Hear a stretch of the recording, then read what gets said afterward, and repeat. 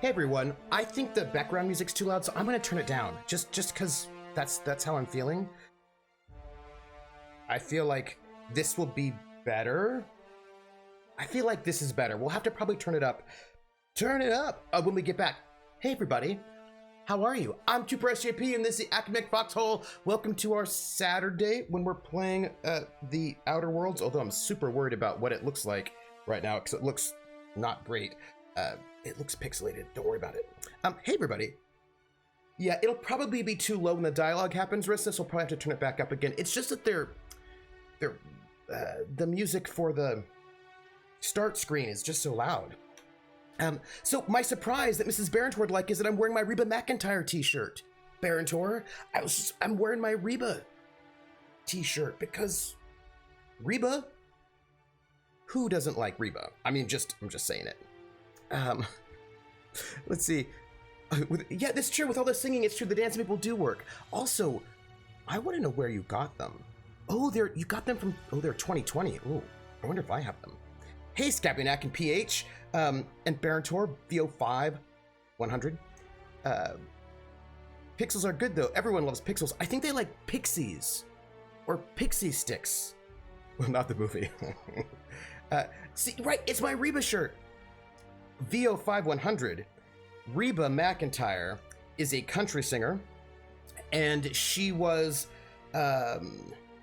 gosh, wait, Wizard Styles also. Why did I not hear that? I probably have a guess. Yes, it's like that. Wait, Wizard Styles, I'm not losing you. It's just that there, boom. Wizard Styles.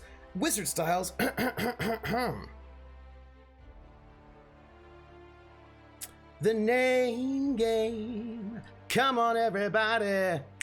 I said, now let's play a game. I bet you I can make a rhyme out of anybody's name. The first letter of the name. I treat it like it wasn't there. And then a B or an F. Or an M will appear. And then I say bo at a B, then I say the name, then banana, fan, or info. Then I say the name again with an F, very plain, then a fee, fi, and a mo. And then I say the name again with an M this time, and there isn't any name that I can't rhyme. Wizard Styles, bo, Wizard Styles, banana, fan, fo, Wizard Styles, fee, fi, mo, Wizard Styles. Wizard Styles. Thank you so much for that resub, Wizard Styles. You've been here for 6 whole months, all sub style. Well, Wizard Styles. You know, I'm not gonna turn you into Gangnam Style. I mean, I could, but I'm not going to. I want to, but I won't. Yay! Thank you, Wizard Styles. Also, I love the spy emote that Jer made. I just think it's so good. I just want to put that out there. It's too late. Wait. Hi, Origami Shuriken. How are you? Wait. Yes, Reba McEntire is a country singer. She's one of the big country. She's like a big country diva. But I would say earlier, she was what was called a neo-traditionalist. She came out in the 1980s. She and Randy Travis were like a young crop of country singers who were thought to sort of harken back to a slightly older style than what was going on in like the late 70s, early 80s. But I feel like the term neo-traditionalist is a pretty weird one when you think about country music and what it means in that context.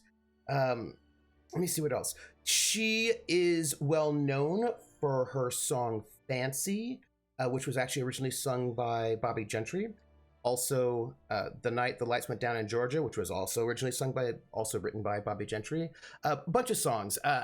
She was well known for having a sitcom on American television called Reba, and she got the producers. She was really impressed by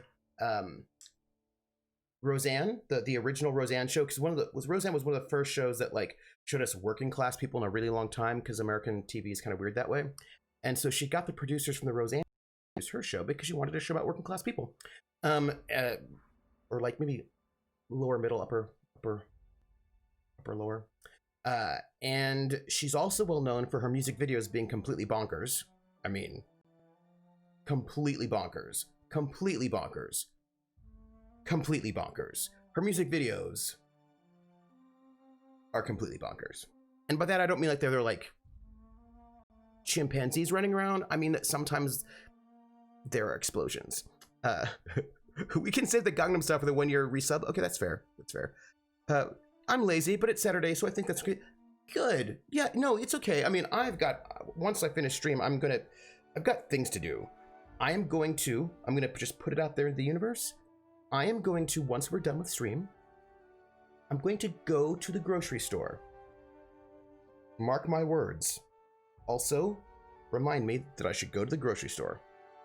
Yeah, Rissa's right, she had a TV show for a while. Take me down like Oppa Gangnam Style. Yeah, by the way, that mashup was so good, Krellin.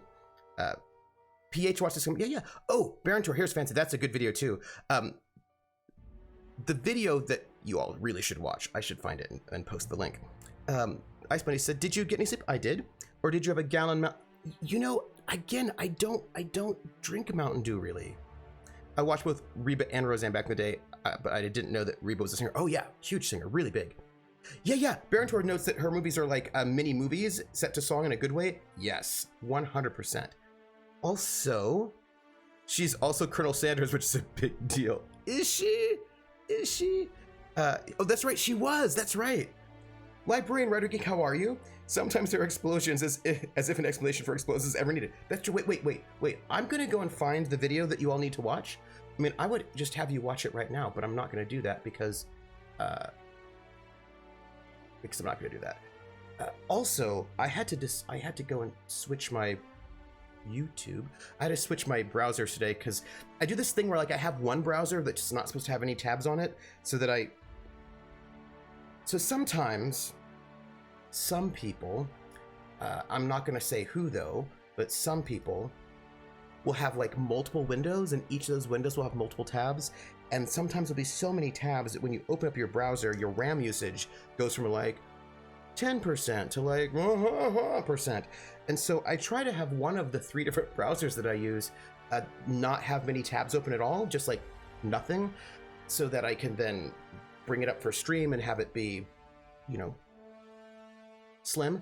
And Chrome had been that, but Chrome always takes up a lot of RAM, so I was like, oh, you know what, I'll just like open up Firefox and let Firefox be my no tabs browser. And then I was opening it up today and I was like, oh, I have way too many tabs in Firefox and it's taking up a lot of RAM. So I had to like quit out of Firefox and then open up Chrome again before I could start the stream. And then I was like, oh, but my Chrome is still too many. So I had to like, my point is I'm opening up a new tab is what I'm trying to tell you. Reba McEntire. Yep. Yeah, this is the one. Okay, all right. This is the one that I'm going to share with you. That's a Peloton ad. I don't want you to see a Peloton ad. I just want to get to the Reba McEntire. That's really all I want. I don't want much in life. There we go. Okay. We're not going to play it, but I'm going to link it for you so that you can see it. And you have to watch to the end of the video. End. Focus. Wait. Some people, do those people have PH? Some of them do. Yeah. Wizard Style says, I have taken that to the next level and now have multiple windows of multiple browsers with many tabs open on my PC and my work PC that you permanently connect? Oh, well, that seems pretty amazing. Wait, essentially, Wizard Style says, I have lost all control of my life and my tabs. I understand that. Time of Gifts, hello. I'd watch it right now, but I'm not going to because Trails Off and then Ponders for 1%. Why not now? That's a good question. Ice Buddy says, how do you stay awake without caffeine and not much sleep? I just am a person with a lot of energy. Ice Bunny, I don't, there's almost, I don't have a lot of caffeine in my life, and it's not because Tab isn't as good as Pepsi Free. Bring back Kids. Do you remember, I have a beverage for you, old people, by me. Trooper is the personification of the sugar rush. Yeah, it's just that oh, you know, Faygo cream soda. I like cream soda. I wonder if I'd like it. But the thing is, I'm often drinking water. I have a soda, but I didn't bring it out here with me.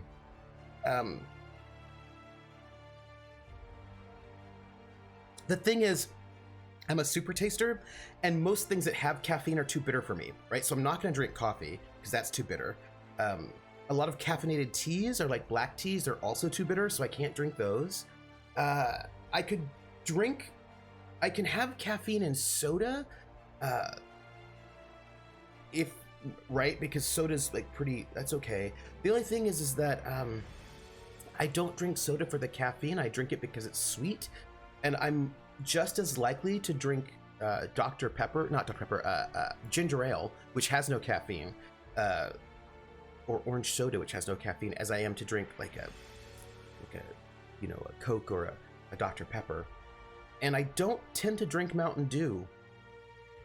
Yeah, it's because I'm so sweet. Yeah. A streamer told me a can of Pepsi was a third the price of a can of Coca-Cola in New Zealand.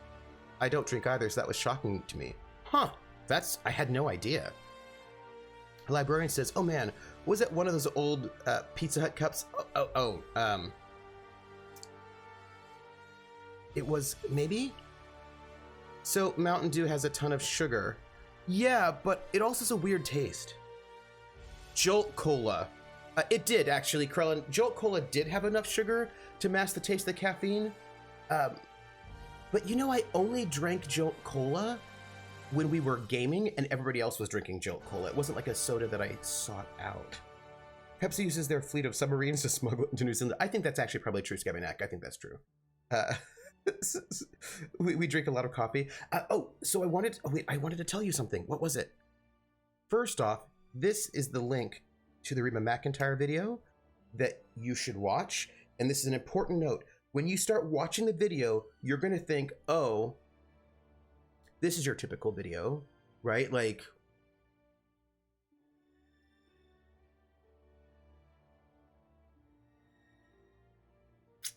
I want to play the video now. But I can't. I know they're going to yell at me. So you watch this video now, and we'll come back in 5 when we've all seen it. Oh, look, my video quality for the Outer Worlds has just gotten way better, so that's really good. It's just like the thing about somebody's watching me. I always feel that somebody's watching me, and I have no privacy. Whoa, I always feel that somebody's watching me. Tell me, is it just a dream? Mrs. Barentor, thank you for the follow. Thank you. So, look, I really want to talk about this video. I think other Tuborg ad when we will stop and recommend it. Like, Oh, congratulations on making your own account. Congratulations. And now you can chat with me. So look, this video was, okay, look. Here's what I think. I think that maybe we watch the video. Even though we really shouldn't, I think maybe we do.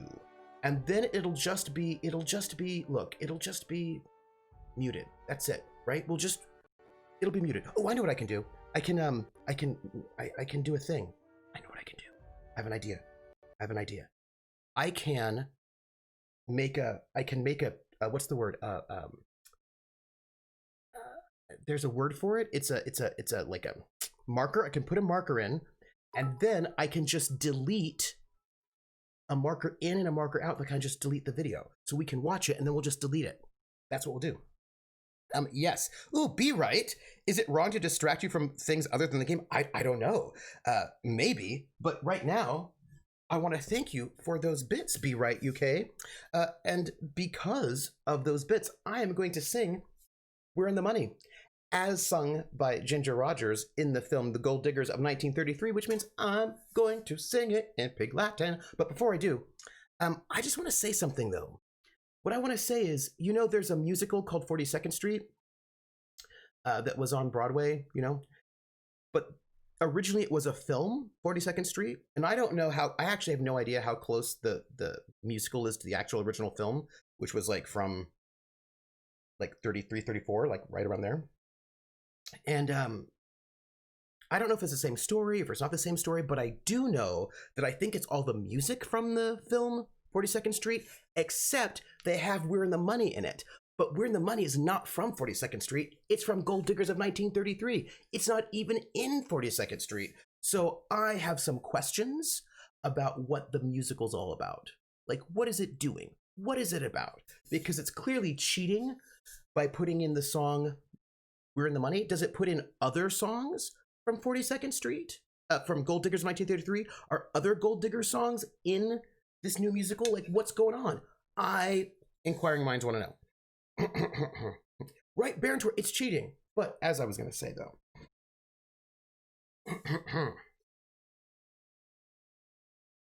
Airway and hey, the anime.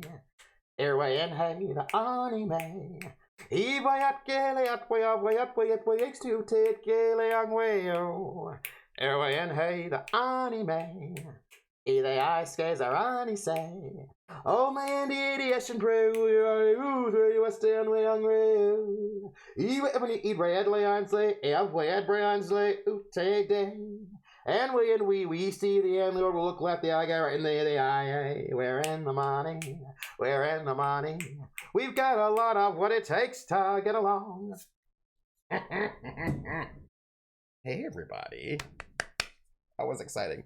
There should be a movie about a gold digger who was also an actual gold digger. Paladin Hulk. There might be that movie. That movie might exist, but I don't know for you know how those people in 42nd Street, it's true. You know how they are. So I don't know if this is true or not. PH, because I've not seen the movie. Also, I don't know if the movie's available to be seen. Do you know what I mean? Like, I actually am not quite certain that one can see the movie. I've heard one of the songs from it, but I don't know if the movie is available to watch. I've seen stills from it, but I don't know. Let me see. Yeah, I don't know if the movie is available to be viewed, but that if that is true, I'm going to be really sad about it because I want to see this movie. Now you're all making me think about the fact that I want to see this movie. Just side note. I totally understand someone who works in a mine want to change their life. So the movie's called Dangerous Nan McGrew, and the movie stars Helen Kane, who was the figure that they based Betty Boop off of. And then there's also some discussion about how Helen Kane got her aesthetic from someone else. But so I've seen the stills, and in the stills, she's dressed up sort of like a cowboy. And I think she's in a mining camp, maybe. She might be, but the thing is,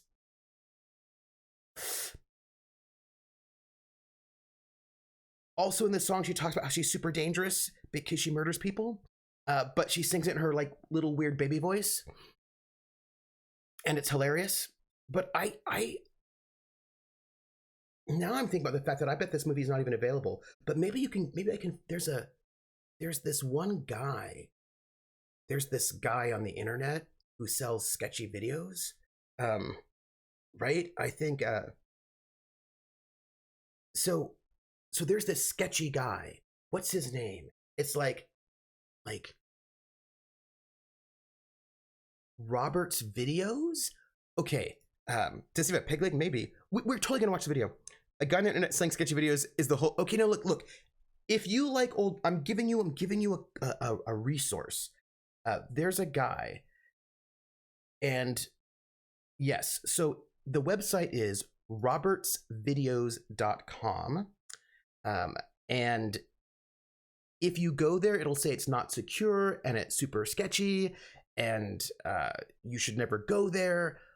But I just feel like this particular website, Robert's Hard to Find Videos, has all of these super hard to find videos. like really hard to find videos. Like I was able to get a bunch of musicals for like 1929 on this website. So if you like, he doesn't have it either. That's a bummer. So if you like really old videos or hard to find videos, really odd videos, I imagine most of these must have been taken from television. You know what I mean? Like they must have been on television at some point in time, and then, you know, put onto VHS. Nonetheless, he doesn't have it either. And if he doesn't have it, I just think the movie may not be available, which really bums me out because I would love to see it. Maybe one of these days it'll be found. Because, you know, because here's the thing, so many old films have been lost. Yeah. Anyway, you can find some super old stuff there, though, so I can recommend that. That said, we're going to watch this Reba McEntire video. But I do want you to know, as a note, if you don't like country music, yeah, it's got a lot of titles, right? But like, he's got this, like, look, that Robert's Hard to Find Videos has saved my life because he has things that are just not commercially available at all.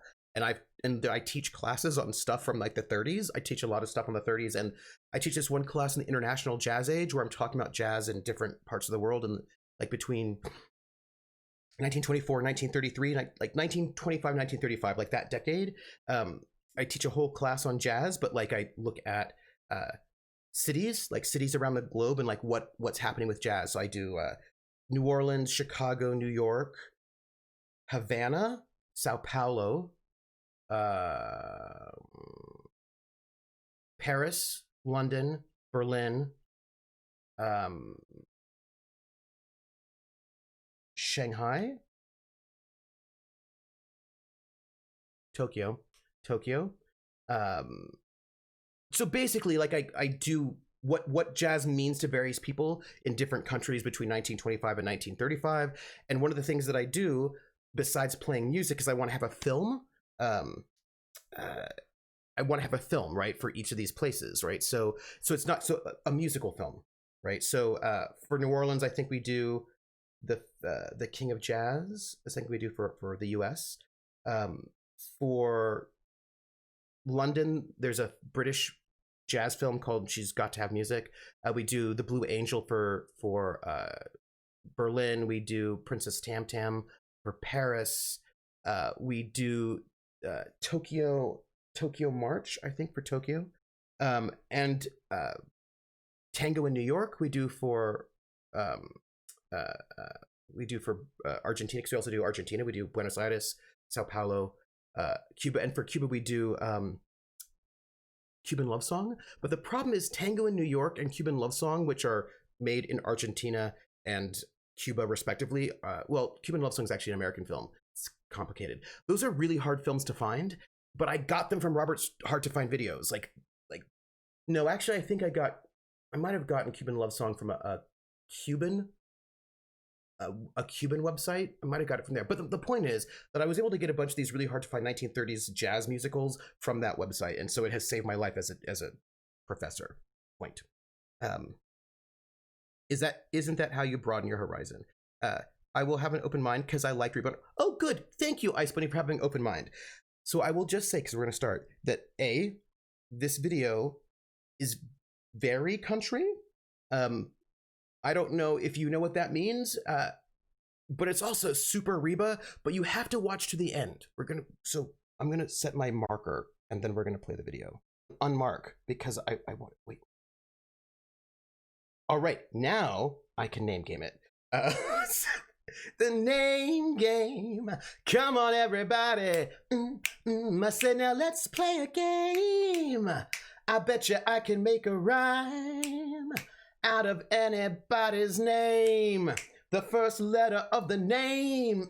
I treat it like it wasn't there. And then a B or an F. Or an M will appear. And then I say bo at a B. Then I say the name. Then banana, fan, or info. Then I say the name again with an F, very plain. Then a fee, fi, and a mo. And then I say the name again with an M this time. And there isn't any name that I can't rhyme. But if the first two letters are ever the same, I drop them both and say the name. Like Bob, Bob drop the B's, Bo, or Fred, Fred drop the F's, fo, red on Mary, Mary drop the M's, mo, airy. That's the only rule that is contrary. Beetle wins, Beetle wins, Beetle wins, Bo, Eagle wins, banana, fana, fo, fetal wins, fee, fa, mo, meedle wins. Beetle wins.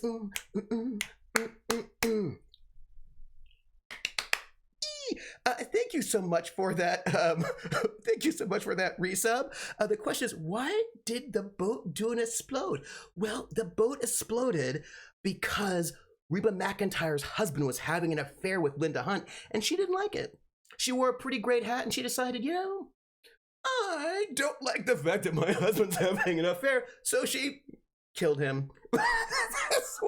Also, Linda Hunt too. She just exploded everybody. She exploded all the people. There's a bomb. Someone set us up the bomb, and that someone was Reba McEntire. That's why they say redheads are so volatile. But it's the waste of a good boat, says Beetle wins. That's fair. That's fair. Porch Bro, you know what? I would have been awesome on Dynasty. I just want to say that. Reba with those layers, and I don't mean her hair. Well, but Barentor, her hair does have many layers. So I just want to point that out. Sein Herz ist jetzt reiner. Yes, that's, yep. Not unlike the fate of Sultan on Tuesday. This is fair. Your GM vibe. You're all dead. It's great, right? That's a maybe. Oh my goodness. Oh my goodness. So, Chipper, what makes this song country? Well, how will Reba solve the crime of Reba blowing up her own boat? She'll probably blame it on someone else. So what makes a song any kind of genre, right? So genres are all arbitrary and socially constructed. They don't really exist. Right? Do you know what I mean? Like they're just sort of made up basically in the end. Also, but see, people cheat in blues. Like the difference between a number of these genres are very minimal in many ways. Hey, Wild Engineer, welcome in. Wild Engineer and I have plans we'll talk about later. I mean, Wild Engineer already knows. It's just that we'll tell you later.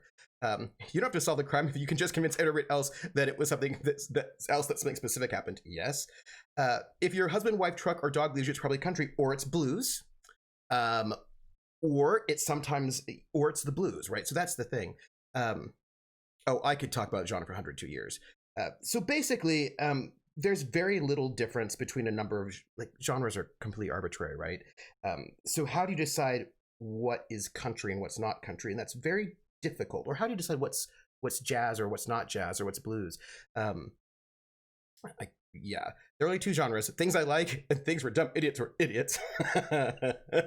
Name game. Oh, the name game. Come on, everybody. I said, now let's play a game. I bet you I can make a rhyme out of anybody's name. The first letter of the name. I treat it like it wasn't there. And then a B or an F. More an M will appear. And then I say bo out of B. Then I say the name. Then banana, fana, and fo.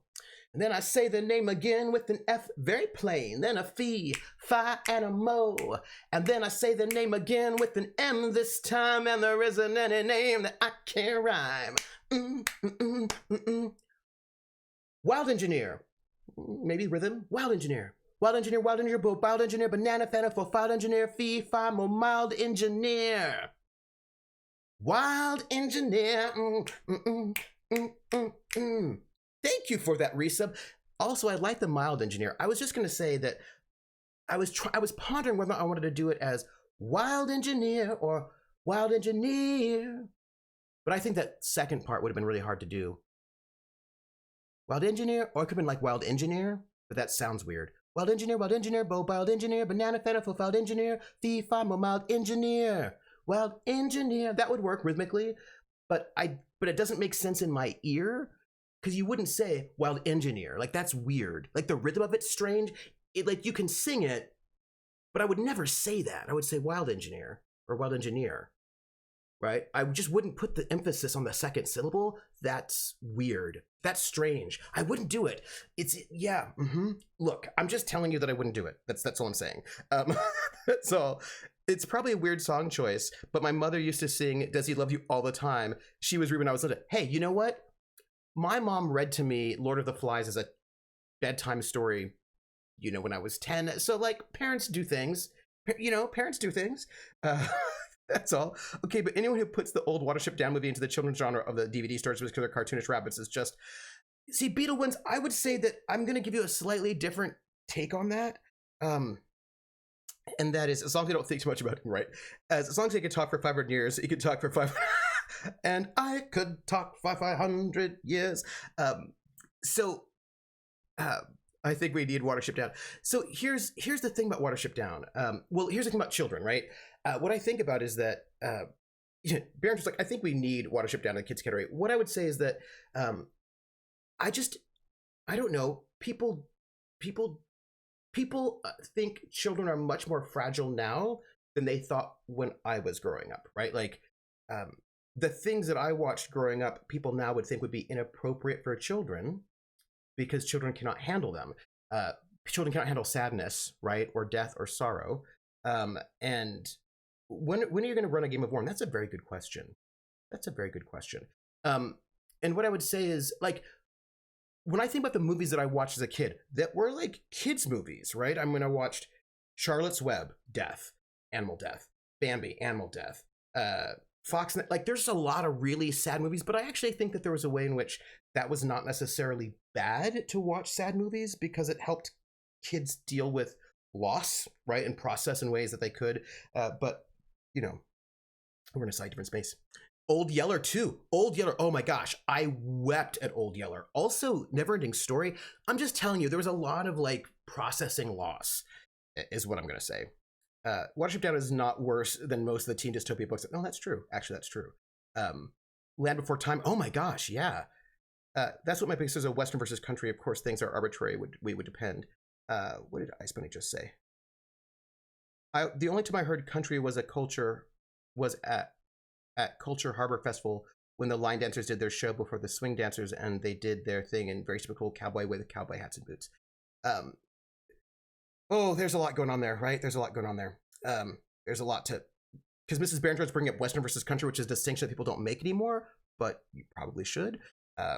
Yeah, Don Bluth... Hey, Mindful Oblivion. Don Bluth let kids feel, right? And I think that there was like value in that. Yeah, kids' movies were different for sure. First movie I watched in the theater was Land Before Time. Yeah. To be honest, the main reason this song is country is because it's by Reba, and Reba's a country. I mean, there are a couple other things that I could say, but, Krellin is, the nothing. Oh, Krellin is getting to a point, right? Lots of dead parents and children. Oh my gosh, right? Oh yeah. And it's not like Disney films did not have like murder in them, right? Oh, The Plague Dogs. Yeah, Secret of Nim, Wind of the Willows. Oh my gosh. I mean, a lot. Yeah. Ice Bunny says, our parents' generation got kids as part of life. For parents now, kids are a project to get the perfect family. Ice Bunny, I think that's always been the case. It depends on your class. I mean, it's not like there weren't, the story of the kid who has to be perfect, right? I mean, that goes back as, what? As far back, like Little Lord Fauntleroy and all that business. Like, that is not new. Willow Bambi. Yeah. Country versus Western was a huge distinction in my family, but I think that's because we actually had performers and artists. Yeah, I mean... I'm gonna want to say things now. So, if you go back, right? So we're talking about popular music, right? So if we go back, the earliest three categories that people had was... I just got a message from somebody I don't even know what that is. Well, that's nice. So if you go back, there were three categories of music. That were listed out. There's always been a section of the Western world for whom the primary reason for having kids was dangle wolf. Yes, it is not new. I think it might have been spam. I don't know. Yeah, and the prodigal son is in the Bible. That is correct. So there were three categories of music. There were only three genres. We now have like a gazillion genres, but like if you go back to like the beginning of the recorded music industry, so like the 1890s, let's say, there were basically three genres that the recording industry would mark things under. I mean, technically there might have been like for popular music for the most part. On Watership Down, which I also read, there was one scene, yes, that one, which gave me nightmares for years. General Woundwort was the Easter Bunny by comparison. But also things like Chitty Chitty Bang Bang had that creepy kids catcher. So, is it louder, loudest music? No. I'm partial to Scottish pirate metal. It's very good. The Bible's very kid unfriendly. Like God kills us, but it does. But also like fairy tales are like anyway. So 3 categories of music for popular music from the very beginning of the music industry, and those 3 categories were popular, race music, and hillbilly music. Right. So those were the 3 categories: popular, race music, and hillbilly music. And our country and folk related, I feel like, well, this is the thing that Beatle wins, that really the blues, country, folk are all kind of the same genre. They're just kind of the same. Like there's the distinctions between them are not they're, yeah. So, bluegrass too, yeah, but bluegrass is a much newer genre. Bluegrass was only invented in like the 1930s, so it's like a much newer genre. But again, right, like 40s. Southern rock, yeah, right. There's a bunch of things that are all like, you know what I mean? Like they're all kind of the same place. So how did you decide? That banjo's the best. Although country music didn't allow you to have the banjo for a really long time because they were in a weird space. But see, the thing is, fairy tales are for children, Ice Bunny. Maybe not today because we've changed our ideas about things. But fairy tales were for children because they were supposed to teach children lessons, like don't go into the woods by yourself, or like they were like sort of moral tales. Yes, all genres are made up. I'm talking U.S. folk rap. Yeah, yes. Which is Beatle Wins is like, I'm talking U.S. folk rather than U.K. folk, about greedy people singing about murdering their wife. But see, Beatle Wins. Beatle Wins. We're gonna put a pin in that one, so I've got to come back to it because it's really important about folk music and what that means, Grimm censored some stuff. The unaltered version that Grimm's used must have been Nightmare Fuel. But also, I think it's important to remember, Volus dude, that people were closer to death back then. People like, we have been sort of inoculated from death. Like most people died in childbirth. You know what I mean? Like people died in childbirth all the time, or before they were 2. People were dying all the time around you. You lived in multi-generational homes, and so you have grandparents and great-grandparents also dying around you in the home. You're killing your own meat for food very often, and so people's relationship. I mean, also people watched murders, like executions, for entertainment until fairly recently. Like, I mean, you just go to a hanging, right? People were like put in the stocks and put in the pillories in the middle of town square. Like, it was super violent, and they didn't not show people getting hung. They would take kids to the hangings or so like people's relationship to death was very, very different than it is now. It was just very different. It was different. In the pre-recording industry days, they were very critical of music. Much of it was sheet. I see you, be right. If you go out in the woods today, you're going against conventional wisdom and may die. Yes. No, not for children, not in the oral tradition. The original version was for grown-ups. And then there's folk punk. Yeah. Mm-hmm. Death was part of life and much less trauma. Yes. And this is the thing I think is really, no funeral homes, distance your death from family. Yes. Yep. And Carlin says, death wasn't a stranger to pre-industrial kids. They'd probably lost 2 or 3 siblings before they started education. Right. And yes. And if they're urban, there's probably just dead people around. Right. Yeah. Instead of a picnic and watching, which you would do. I thought Richard Adams originally told Watership Down to his own children as tales when they were driving at weekends. I think that's true. Yeah. And so, and this is like a different concept I find really fascinating, which is what is traumatizing. That people like to say, oh, X is traumatizing.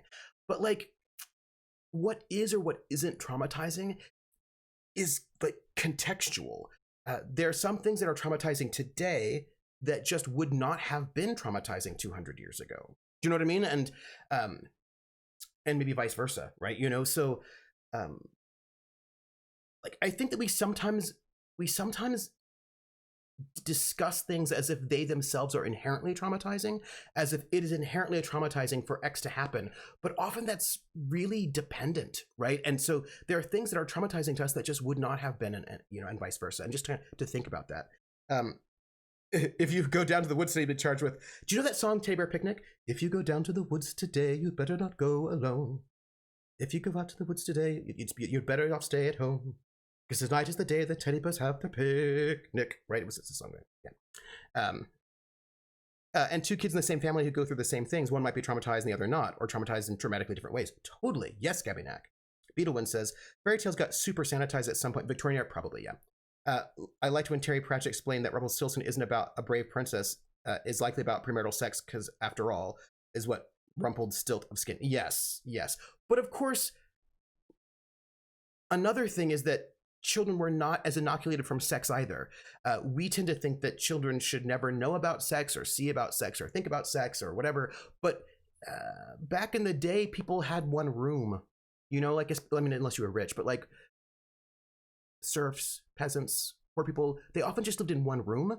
And so people were having sex and the kids would be in the same room. And sometimes also their animals would be in the same room. If it was like winter, they'd bring your animals in. Like, so like the point is that we live in, and also people didn't have privacy. People did not have privacy. People didn't have privacy. And so there are a lot of things that we think of as being like a violation of our privacy and that being traumatic, but people didn't have privacy.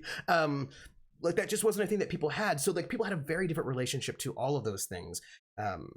Yeah, really, really different ways.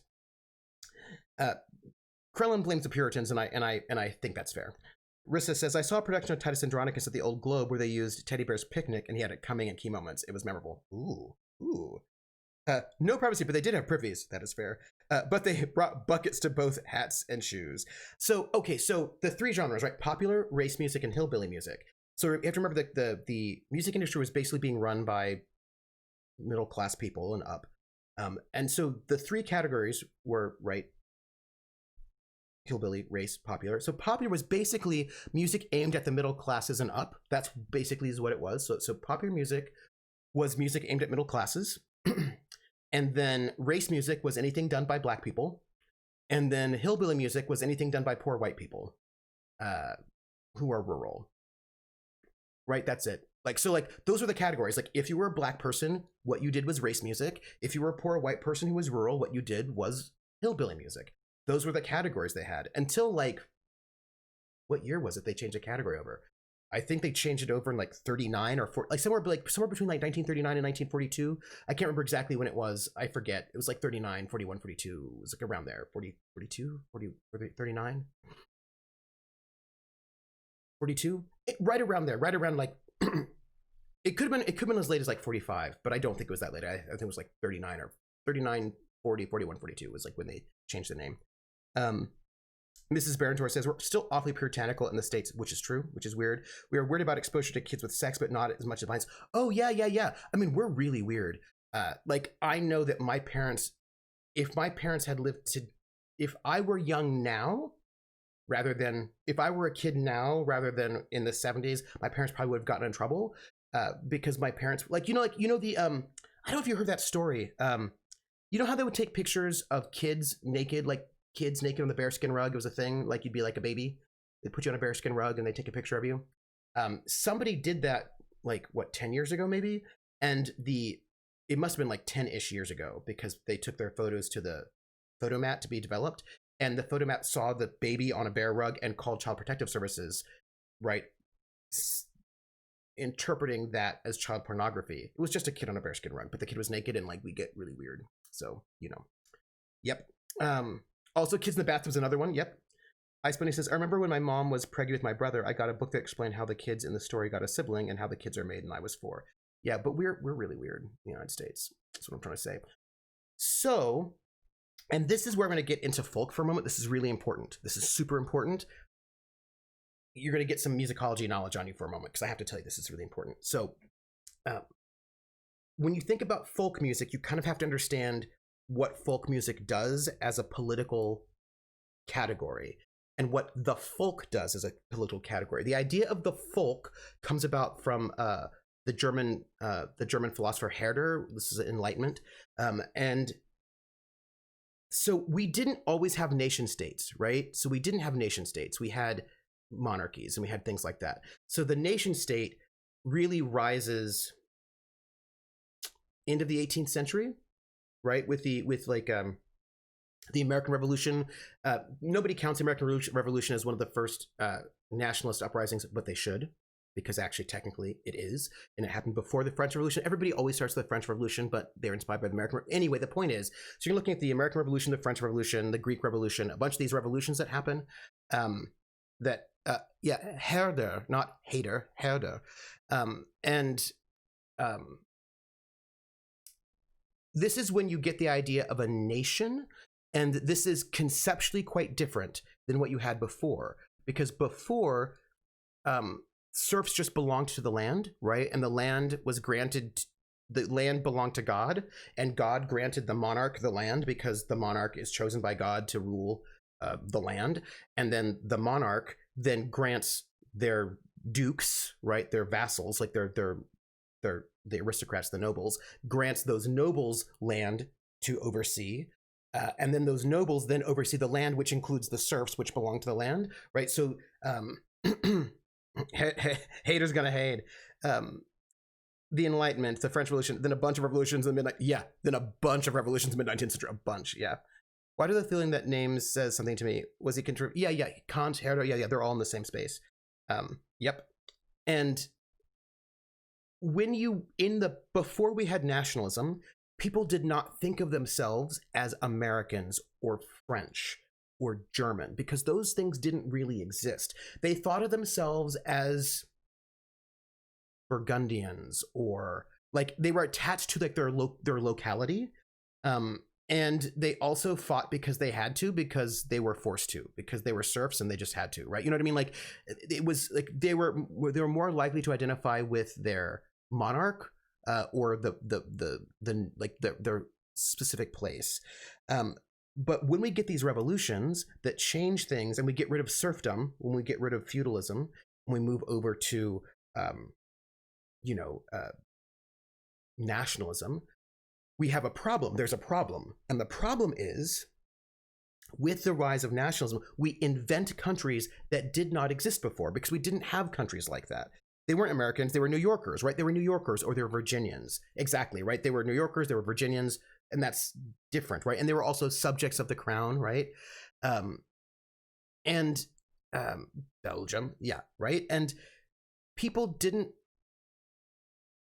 these countries didn't exist, we made them up. If anything, people were more connected by religion. Yes, Christian versus non-Christian, Catholic versus Protestant, yes, or their particular pastor, right? It was very sort of specific. It was very specific.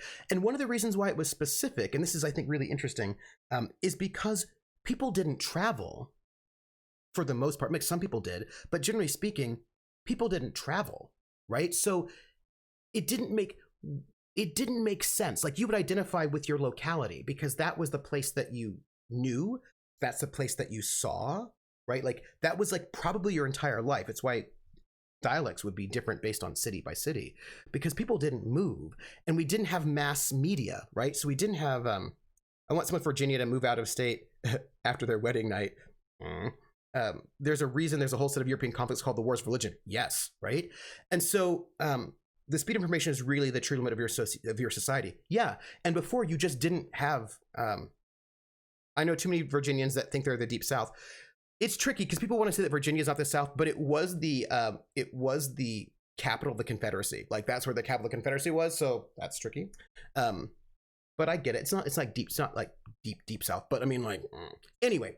So you just your horizon was just your locality, right? And then we start creating these made up things called countries, which are made up. They don't exist. And here we have this idea where you no longer have like a monarch that sort of, little Nicky taught me the Deep South is hell. Your butt hurts after a half hour in a horse carriage and then thinking you sit in one for days on the way from journey. Yeah. So most people just didn't travel. And once we got rid of the monarchy, we had to and we invented these fake things. Hail Fredonia. Hey Schmelzer. We had to make people identify with a thing that didn't exist before. The South is usually anything below the Mason-Dixon line, which does include in Virginia. Although, again, some people don't want to include Virginia because they're weird. People are really weird. How we define the South is super interesting, which I'll get to. And most people weren't allowed to travel. It's true, right? Unless they were off to get stabbed. It's true. Most people, because if you were a serf, you were not allowed to travel because you belonged to the land and you couldn't go anywhere, right? So, but when we sort of transition to the new thing, I wish Prax were here, then we have to convince people to identify as something that they never identified with before. The South is the old Confederacy, but that's tricky, right? Because sometimes it's the old Confederacy, but sometimes it's not. Because I remember correctly, Kentucky was not a state then, right? So there are a bunch of things that we think of this as the South that were technically not part of the Confederacy, but we still think of them as the South. So that's tricky. And as a Virginian, well, that's where I was brought up. I can tell you, even in Nova, we learn Southern history, even with all the issues that brings. Of course, I know some people will say that Nova's not the South, but again, right, that's tricky, right? Kentucky was a state, but it was a border state, and I think there were certain territories, right? Isn't that the origin of the Pied Piper story? A bunch of people left that actual town all at once, and people who stayed behind used the Pied Piper as a cover story. Oh yeah, maybe. I mean, there's a lot, right? And so also, it's tricky. Like, what counts as the South is really tricky, because I've seen people argue about this quite a lot. Like, what does West Virginia count? Some people would say that West Virginia doesn't count as the South because it wasn't the Confederacy, but it's West Virginia. It's where bluegrass comes from. That's weird, right? Like, it's tricky. There's some in Virginia who would like to split the Commonwealth into two, Nova and Silva. This is true. West Virginia wasn't in the Confederacy, but it's still generally part of the South, although some people would say it isn't. So people get really weird. Like, is Florida the South? Florida is super Southern, but some people would say it's not the South. And you're like, well, why not? Is Texas the South or is it the West? Like, I mean, it's you know, yeah. Yeah, the South starts really quite far north as well. Yeah. I don't think West Virginia is part of the South because it literally left Virginia over secession. Yeah, so it really depends on whether or not we mean the South is the Confederacy, or if we mean it's the southern region. Like, do we mean it culturally? Do we mean it in terms of the Confederacy only? Do we mean, like, I think there's a lot of different ways to define it, and I think it's tricky. I'm sure there are things like certain portrayals of what is Southern that comes from Everest. Oh, certainly. And a lot of what is considered Southern is about propaganda too, right? There was a history show about the states, and several country singers said Kentucky isn't the South. Right, people will say that too. It's really weird. People do weird things. As a Georgia resident, hey, I'd say neither Northern Florida is part of the South, but Southern Florida isn't, right? Which then becomes things like, well, Southern Florida has too many Latino people. It's not white enough, or it's not Protestant enough, right?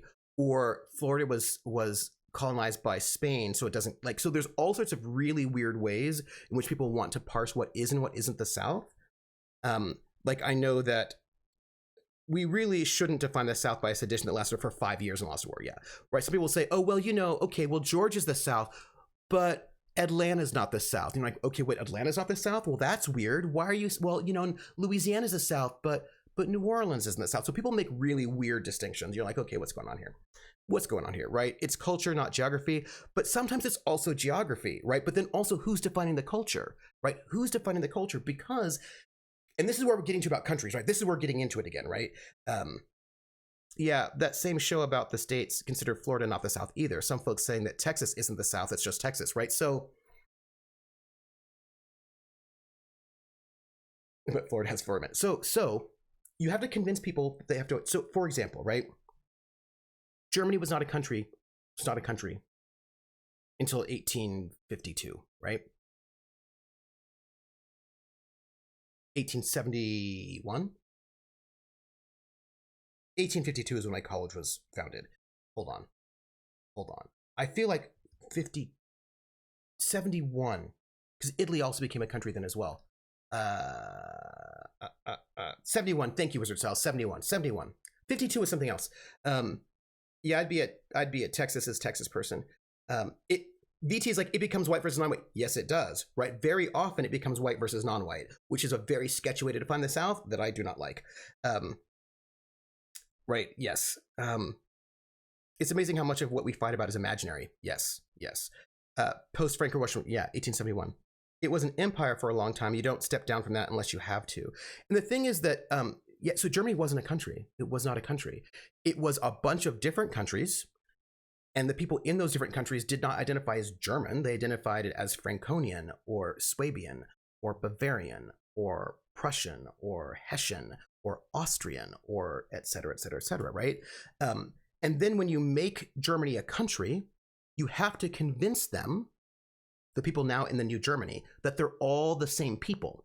You have to convince them that a Bavarian and a Prussian are the same people. And that's a hard thing to do, and that is not how people identified. They did not think that way. They did not believe that way. That's not how they saw themselves. Sometimes they didn't even understand themselves linguistically, like they didn't speak the same language exactly. And you also have to decide, of course, when they decided to make Germany as a country, they had to decide who was going to be in Germany and who was not going to be in Germany. It wasn't as easy to say all the German-speaking lands, because the Prussians did not want Austria to be in Germany because Austria was too powerful. They were like, if Austria joins, it was like there's a question between it was like the greater Germany or the smaller Germany question. And it was like basically which of the German-speaking lands would sort of come into what was going to be called the new country of Germany. And they were saying it should be all the German-speaking lands. The German-speaking lands make up Germany because of nationalism, which I'll get to in a second. But Prussia was like, all the German-speaking lands, but probably not Austria. Because if Austria is going to be included in the new Germany, then we as Prussians may not have as much power, because they have a lot of power, and we kind of want to be the big power. Like we want to just kind of like, just take it over, right? Yeah, we have all these Germanic areas, and also that large chunk of France. Yeah, so many times on websites and such that are broken into regions, I have to see where they put me here in Kentucky, right? Sometimes it's in the South or Southeast, sometimes it's part of the Midwest, sometimes it's the East region. So that goes to the right. Yeah, there's so many different thoughts there, right?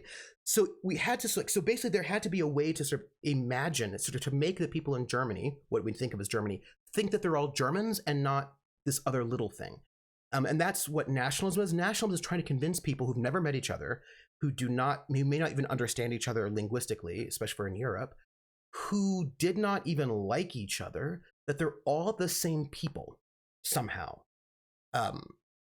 I think the 1850s stuff was there was a bunch of revolutions in German-speaking countries. That's right. Plus some pan-German stuff. Yes. So we're getting the pan-German stuff before 1871. Like there's a lot of like rhetoric about it happening earlier, but like it really sort of codifies, right? And they're all citizens of the Holy Roman Empire, but then they don't feel it. 1850 is in your mind as the first.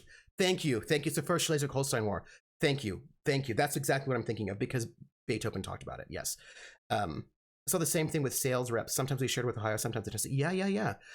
And we're from Vermont. We're always New England unless we're Diet Canada. Mm-hmm. And so how do you convince people, right, who will probably never meet each other, that they're all the same people, and they're not? How do you do that? And this is where you get nationalism. And what is core and central to nationalism, and here's where it come back around, is the folk, the idea of the folk. So what happens is that you create the folk, who are rural people, who are salt of the earth, who are our roots, like our ancient roots, the folk.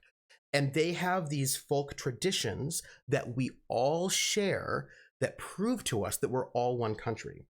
And you just blame foreigners for everything. That also happens, right?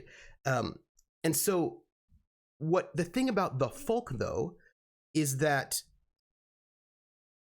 do we talk about the War of 1864? Yeah. Is that the folk are fake. They're not real. Right? The idea of the folk is a myth. What ends up happening is that, and you can see this very clearly in Germany, but also France and other places, is that when you think of like German folk music, to create the folk, what you do is you smash a bunch of things together that were different. Like folk traditions in Bavaria, or actually like Tyrol, are very different than folk traditions in Potsdam, right? Like different clothing, different food, different music. It's not the same. There isn't just one German folk.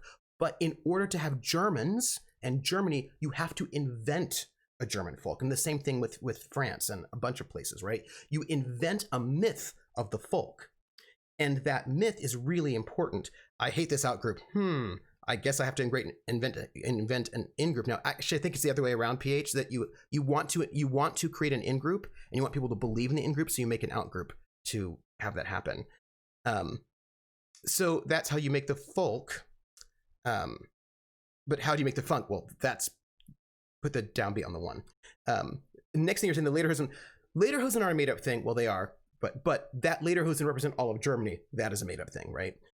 B. Wright says, that's a great German comedian here, Henning Venn, was a joke about how comedy is all about timing. Paraphrasing, I was watching soccer on the TV yesterday. Who was playing? Austria, Hungary. Against whom? Yes. Yes. Oh, also Vermont script is like Champlain. Yeah, kind of like Nessie. Hey guys, you guys love sausage and hate Jewish people just as much as us. Want a country up? Yeah. The U.S. outgroup was England to unite the colonies. And what's interesting about the folk, and this is really important. So the folk, the idea, this is really, really important, and so we'll get back to American folk music. So the idea of the folk is really important in deciding who is a citizen, right? So who is imagined as the folk is who is imagined as being who is the citizen, right? This is really important because who is incorporated into the folk is who gets to be a citizen or not.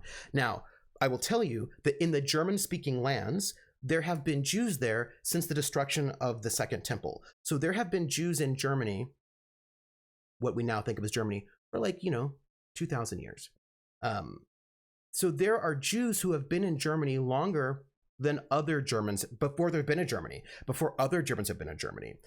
But so you could have, right? You could have included Jews as part of the folk of Germany, but they did not because they wanted an outgroup, right? So in order to help create Germany, they were like, so these people are Germans, not Austrians, not Jews, not, even though you totally could have. Why couldn't you have? You know what I mean? Like you could have because they've been there just as long, but Jews became, and also Roma as well. Other groups they are invented as the outgroup, religion, etc., right? In order to sort of create a unified in-group. Hey, you guys, this is right. So the creation of the folk must have been quite a dangerous. Well, the creation of the folk was actually done by the people in power on purpose, right? Not if they can use it. Yes, right. So then you create your folk music, which is often the collapsing of different folk musics into one sort of invented style, right? Because there's actually just because there's not one place, right? So who the folk is becomes really, really desperately important to imagining who a citizen is, right? So let's go back to the United States for a second. The United States is interesting because the United States is a settler colonialist country that is that is made up of a bunch of people from a bunch of different places, right? And no, because I'm gonna play the Outer Worlds. I'm gonna do it. I just haven't switched over because of a thing that I want to do probably first. So in the United States we have. So if you think about, there's this guy named Ernst Gellner who has this definition of nationalism, which is clearly Eurocentric, which is that people are united by a language. Tricky, because that's actually clearly not true because they're Spain. And you have to forget, like there's a whole bunch of stuff, right? What about the bickering between the Bayern and the Schleswig-Holsteiner then? They prove of making... Well, the thing is that people keep telling them that there's like... It's not that the folk has failed. It's that it's proof that the folk is a fiction, right? It's a powerful fiction that we believe, and therefore, when you believe it, fiction becomes fact. But it's proof that these things are made up, right? I feel like Reba is in a xenophone. I think she is too, Nephilim. I think she is too. By the way, new quite virulent Steam scam going on. Oh, really? If you get a message from a friend saying they accidentally reported your account, you need to click on your account. Oh, okay, it's hacked. All right. Thank you, Beetlewins. As an example of made-up folk history, the Brothers Grimm in Germany essentially collected stories and marketed their fairy tales as ancestral folk tales, which definitely not all of them were. And they're funded by the nobility. Yes, right? And so you have this idea of the folk. So work with me for a moment. We're going to go back to Germany because Germany is a really great example. It's a better example than England. So one of the things that happens when you want to make it happens in 1851, it happens in 1871, it happens again in like 1933, 1918. How do you convince people that there is a Germany? You have to create a German culture. So you have the folk, and this is where classical music comes in. So what ends up happening is that so Bach did not think himself as German. He was just like, he was like Bach, right? He did his stuff. But you get the invention of music history, right? And these music historians say, oh, we have great German music. And they make all of these musicians German as opposed to more specific. And not even all of them, only some of them. And most of these musicians, when they were doing their, the Brothers Grimm also worked a lot in linguistics to craft the idea of the folk. Yes, right? So folk tales are one of the ways that you make a fiction of a nation. Many of these classical composers who were really invested in making a national identity, they would take folk music and they would incorporate it into their classical music, right? So then there's this idea that folk music and the folk are like it's kind of like internal colonialism is what it is, right? They are like the resource that you use to create your great high art.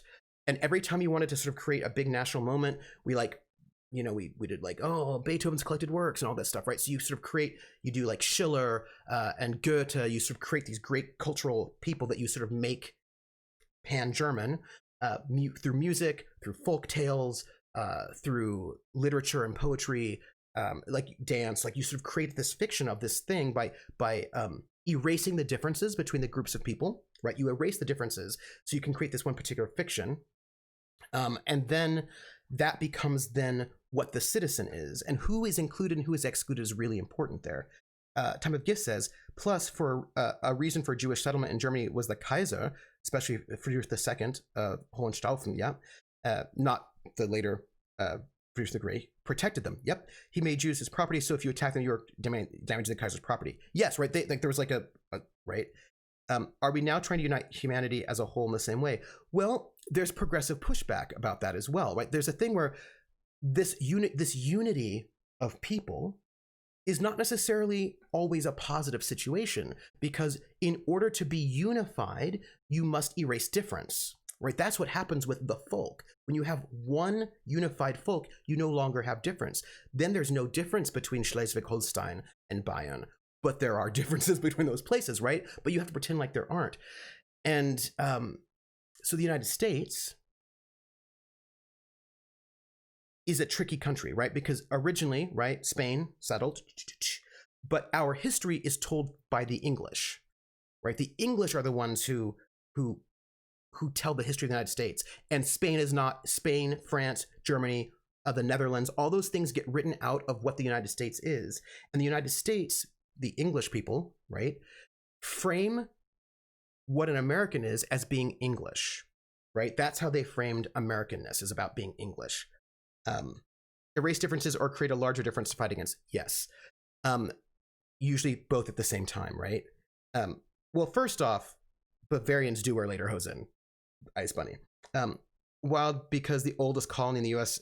is one from Spain in St. Augustine, yes, right? Florida, yes. A good example of folk culture in the U.S. started a discussion about barbecue, right? So, yes. So what's interesting is that it's defined by the English. So the English were... Prax, I'm so glad you're here. So the English are defining themselves. We're totally going to play. So the English are defining what means to be American basically by being English. And they then were called nativists, right? So basically anybody who was not native to the United States, and by that they meant English, was considered an outsider, not really American, right? So when Germans came, when Irish came, when Italians came, when all these different groups came, some of whom were already here, by the way, because also, right, more than one place sort of colonized the North American continent. They were considered not Americans, right? Because what was being defined as American was Englishness, not other things. And now here's where it becomes really tricky. Prax, the whole discussion started by what's the difference between country, folk, blues, and like bluegrass, right? So this is where the folk becomes really important in the construction of Americanness, because all the European countries have a folk that they made up. So we also have to make up a folk. This is the thing that we have to do if we want to be like good Americans. And specifically says, Prax, WASP Englishness. Yes, 100%. So there were these really important scholars out of Harvard who... Child was one of them. His name was Child. There were a couple others, but they're really important. What they did was they decided to find the folk, right? The American folk, because everybody has to have an ancient folk. It's really important. So they went out into the Appalachia and they collected folk songs. WASP stands for White Anglo-Saxon Protestant. If you are not Protestant, you don't really get to count as white. Like because whiteness is made up as well. And a lot of people who we would think of as white today did not count as white because they were not Protestant. We were tricky. So like Italians weren't white, Irish weren't white, like a bunch of people weren't white. Slavs weren't white, like a bunch of people were just not white. Yeah, exactly. So, and this project is really interesting. So they go in, and a number of folk songs from the British Isles came from the United States, where they were collected in the United States first. So Child collected all of these ballads, which were so the Barnes, well, they have, as have a bunch of people. So this is really interesting. When they went into the Appalachia, not just Child, but also the Lomaxes and the Seegers, who would go in the 20s and 30s and record people, they went into the Appalachia. Yeah, WASP is an invention of the United States, right? Like it's like that's a U.S. invention in many ways, because like it's part of our politics, part of our invention of whiteness. So this is really, I have to tell you, this is really important. You have to know this. When these collectors went into the Appalachia, into the deep mountains to collect folk songs by recording them, writing them down, you have to know something. And this is really, really important. Their project was to create the folk, right? Who are the folk? The people of the land, the people who are the real citizens in the United States, who are the real Americans. And you have to know they did not record everything they found, right? This is super important. When they went and the things they said about the Appalachia, Baron Tor, it's going to upset you, I know it, because it was super sketch, right? They said things, right? And the things they said were, we went into the mountains of the Appalachia and we found the folk, and they are untouched by time. Because that's the thing about the folk. The folk are always untouched by time. Oh, yeah. That explains why Lovecraft looked to love backwoods stories as well. The race. Yeah. Yes. Commander Pulsar says, yes, Lone collect the Brothers Grimm did. Yes, collect tales. I have a slab of a book on my nightstand called A Treasure of American Folklore, edited by B.A. Botkin. I imagine what did and did not make that cut will be interesting. Yes. And that's where you create the nationalism, right? So when the things they said about the Appalachia, I'm telling you, it's all about the Hatfields and McCoys. So the story is, they would say, oh yeah, the lies about the Cherokee that make them exotic. Oh yeah, right? So they would say, yes, we went in the Appalachia, and in the Appalachia we found timeless folk. And they are all from the British Isles, all of them. And people said this, they still speak Shakespearean English because they are without time and they are untouched. This is also really important about the folk. They are untouched by the evils of technology. We must protect the quaint Appalachian folk with their old folk ways, and we can learn from their folk ways. They are the real Americans because they're untouched by time. And, we did play Where the Water Tastes Like Wine. It was great, and I loved it. It was like if you, the way they talked about the Appalachia was like ridiculous, right? The evils of running water and electricity, because this is one of the things about the folk. You want the folk to stay poor and untouched by time so that you can like fetishize them and take their stuff. Like this, right? It's like internal colonialism. So, but when they collected the folk tales, right, of the Appalachia, which is, why is it only the Appalachia that is where the folk is? That's a good question. Certainly why it's going to be California. They only recorded basically English and Scots-Irish songs. That's the only thing they recorded. There were other things. That one about the Southern Communists. Oh, really? Really, Beetlewinds? Because I love that game. It was amazing. That's amazing. Yeah, untouched by times and the burdens of privilege. Yeah. We must protect them. And the thing is that it's a lie, right? It's a lie. First off, 25% of the Appalachia was black. You would never know that by the way people talk with the Appalachia. They talk with the Appalachia as if it's all white, but it was 25% black because it was a stop along the Underground Railroad. The Appalachia was mining rather than cotton, and there were a lot of indentured servants who were Irish. There was a lot of mixing between Irish, Scots, and black people. It was a stop along the Underground Railroad. There were just a lot of black people and Irish and Scottish people in the Appalachia together, sharing music together. It's Protestant, yes, Prax, Protestant Scots-Irish songs. That's really important, right? Protestant Scotch-Irish songs, yes, really important. And there was a lot of interaction between people. Also, mountain lands were cheap compared to the southern flatlands full of agriculture. Yes, right? So there was all of this. And you would never know that, by the way, they talked about it, because they deliberately obscured what was happening there, because that was not the story they wanted to tell. When these folk, and there's actually a bunch of stories they didn't want to tell, right? When the folk collectors, especially the ones with recordings, oh, I want to play you a song. Ooh. All right, so the banjo is an African instrument, right? Let's just start with that. The banjo comes from Africa. It was brought by Black people when they were kidnapped from their homes and forced to come here. They brought the banjo with them. Fiddling traditions are coming from the British Isles, right? And when you think of like country music or bluegrass or old time, you're thinking about the banjo and the fiddle. The banjo and the fiddle are evidence, sonic evidence, of the fact that poor white people and poor Black people were interacting with each other and sharing things together. And amazing that all these different people mixed and still talked perfectly preserved Shakespearean English with a weird, right? They didn't. That's just not true. It's totally romanticizing poverty. It's totally romanticizing poverty in order to sort of create a nation idea, right? And in the South, but in New England, they're Anglican, Congregationalist, Methodist. Yes, that's right. It's very different.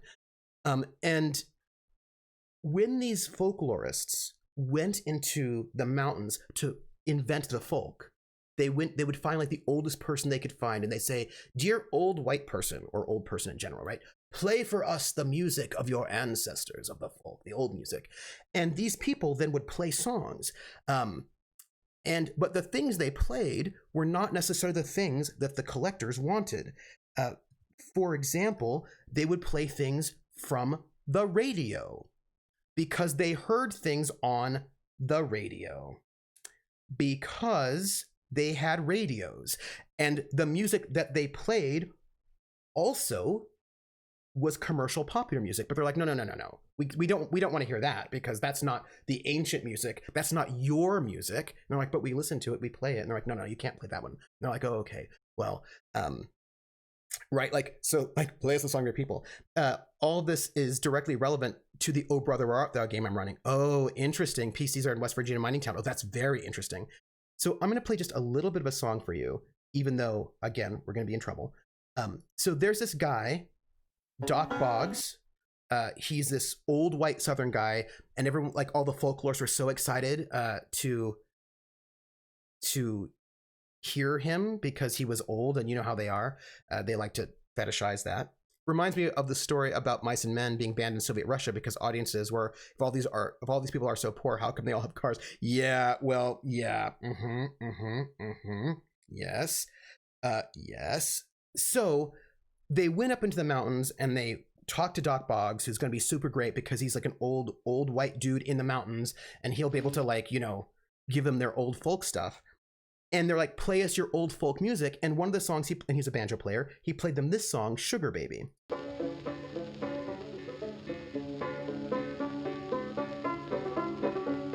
Oh, no, that's not the one I'm gonna play for you. Sorry, do they have this one? If they have it, then this will be even better, because this will be really awesome.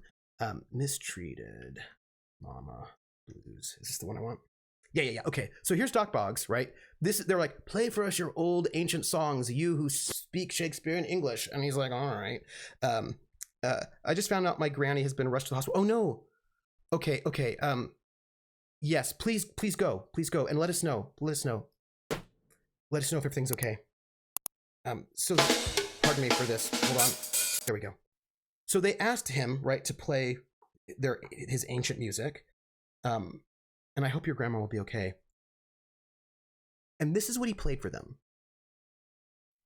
Standing lonely, called my only love, my daddy, night and day. One day sadness, next day gladness, he done me wrong and go away. I'm a mistreated mama, you got me down in sin. Over mean, trifling daddy, blame it all on him. First he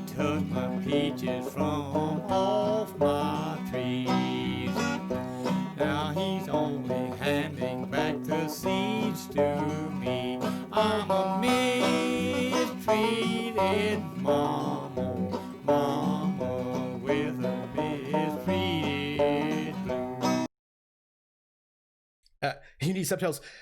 Hey, 1920s, people spoke a little bit differently. They didn't have TV yet, So this is a white dude, and they tell him to play the music of his people. He plays a blues song, right? But that's a problem for folklorists. Also, you can think about this guy here, Dink Roberts.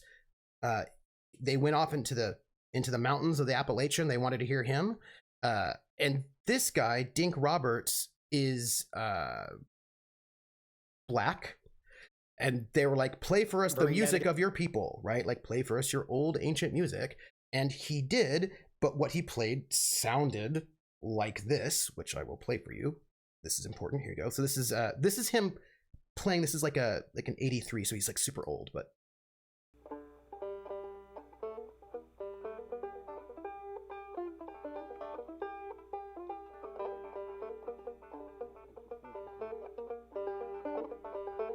it's not a banjo.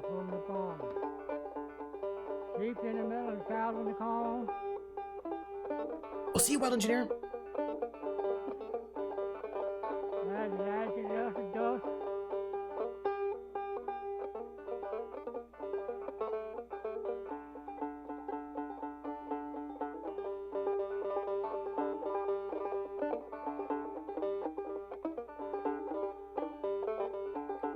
So that doesn't fit in with their idea of black people either, right? So like you walk into the Appalachia and what you want is you want to imagine that there are these white Protestants who live without time, who only who speak in Shakespearean English and then play like English, Scottish, and Irish Protestant ballads untouched by time, and that they're even more authentic and real than the ones you can find in England because we've been lost to time, right? Like that's the imagination. What did they think they would find Mozart playing the banjo? Well, what they found is not what they wanted. What they found is that white people were playing the blues and black people were playing fiddle music because they were hanging out together in the mountains. But that is not the story that you want. If that's the story that if they actually reported that story, that would mean that black people are also part of the folk. And they did not want black people to be part of the folk, right? Let's just note that. There are a bunch of other people who also live in the United States at this time period who are not English nor black, who also have musical styles, and those things were also not part of folk music. So what ended up happening is that they just didn't record white people playing the blues. They didn't record black people playing fiddle music for the most part. They just didn't, right? They're like, that's not the story we want to tell about who America is and who a citizen is. Native Americans would be a great one. That's a great one, PH. They also were, like, they were recorded, but they were not part of folk music, right? So, you know the song, some of you might know it, some of you might not, but there's a song called Cielito Lindo. It's, ay, ay, ay, ay, canta y no llores, porque cantando se alegran, Cielito Lindo los corazones, ay, ay, ay, ay, right? You might know the song. And that song, hey, Artie Snack, that song was written in California, right? That song is an American song, and it's an American folk song, but it's never included in folk music because it's in Spanish, and that would then mean that non-English people are the folk, right? So this idea of the folk is created, and the thing is, when you look at the American folk revival, it's all English ballads, basically, right? So Italian music, that's not American folk music. Hungarian music, not American folk music. Polish polkas, not American folk music, even the ones that were created here. Anything in Spanish, not American folk music. Black music, not American folk music. Native American music, not folk music. Folk music is very specifically, almost exclusively Scottish, Protestant, Scottish, Irish, English music. And if that is the folk music, that is telling you who the real American citizen is. So the creation of folk music in the United States is a way to centralize a very specific narrow group of people and push everyone else out of the folk. Right? So, and Burns was like, they couldn't be too Irish. That's true, right? They couldn't be too Irish. Right? And so broad enough to catch the folk you want, specific enough to ignore the folk you don't. Yes. Even French music, yes, which was slightly odd since they helped, right? And the French people were here too. Like, what do you think the Louisiana Purchase was about? But all of a sudden, the French are no longer Americans, right? So by defining American folk music so narrowly, and then saying that's American folk music, all of a sudden, French people are not real American citizens. Black people are not real American citizens. Native Americans, I mean, everybody. Like, I mean, basically nobody else is really American citizen except for English people. In the English language, yes, right? Yes. And this is important to the original question about what's the difference between blues, country, folk, right? That's the thing that started this whole conversation. What was the difference between those genres? The difference is politics, right? Blues and folk are considered different genres because the people who were creating American nationalism did not want Black people to be the folk. Also, they were property at some point in time as well, right? So all of these things that we could just call folk music, we could call it folk music, but we don't, we call it the blues. Country becomes tricky because country was seen as a little bit too contemporary, right? Too new, and we want folk to be timeless.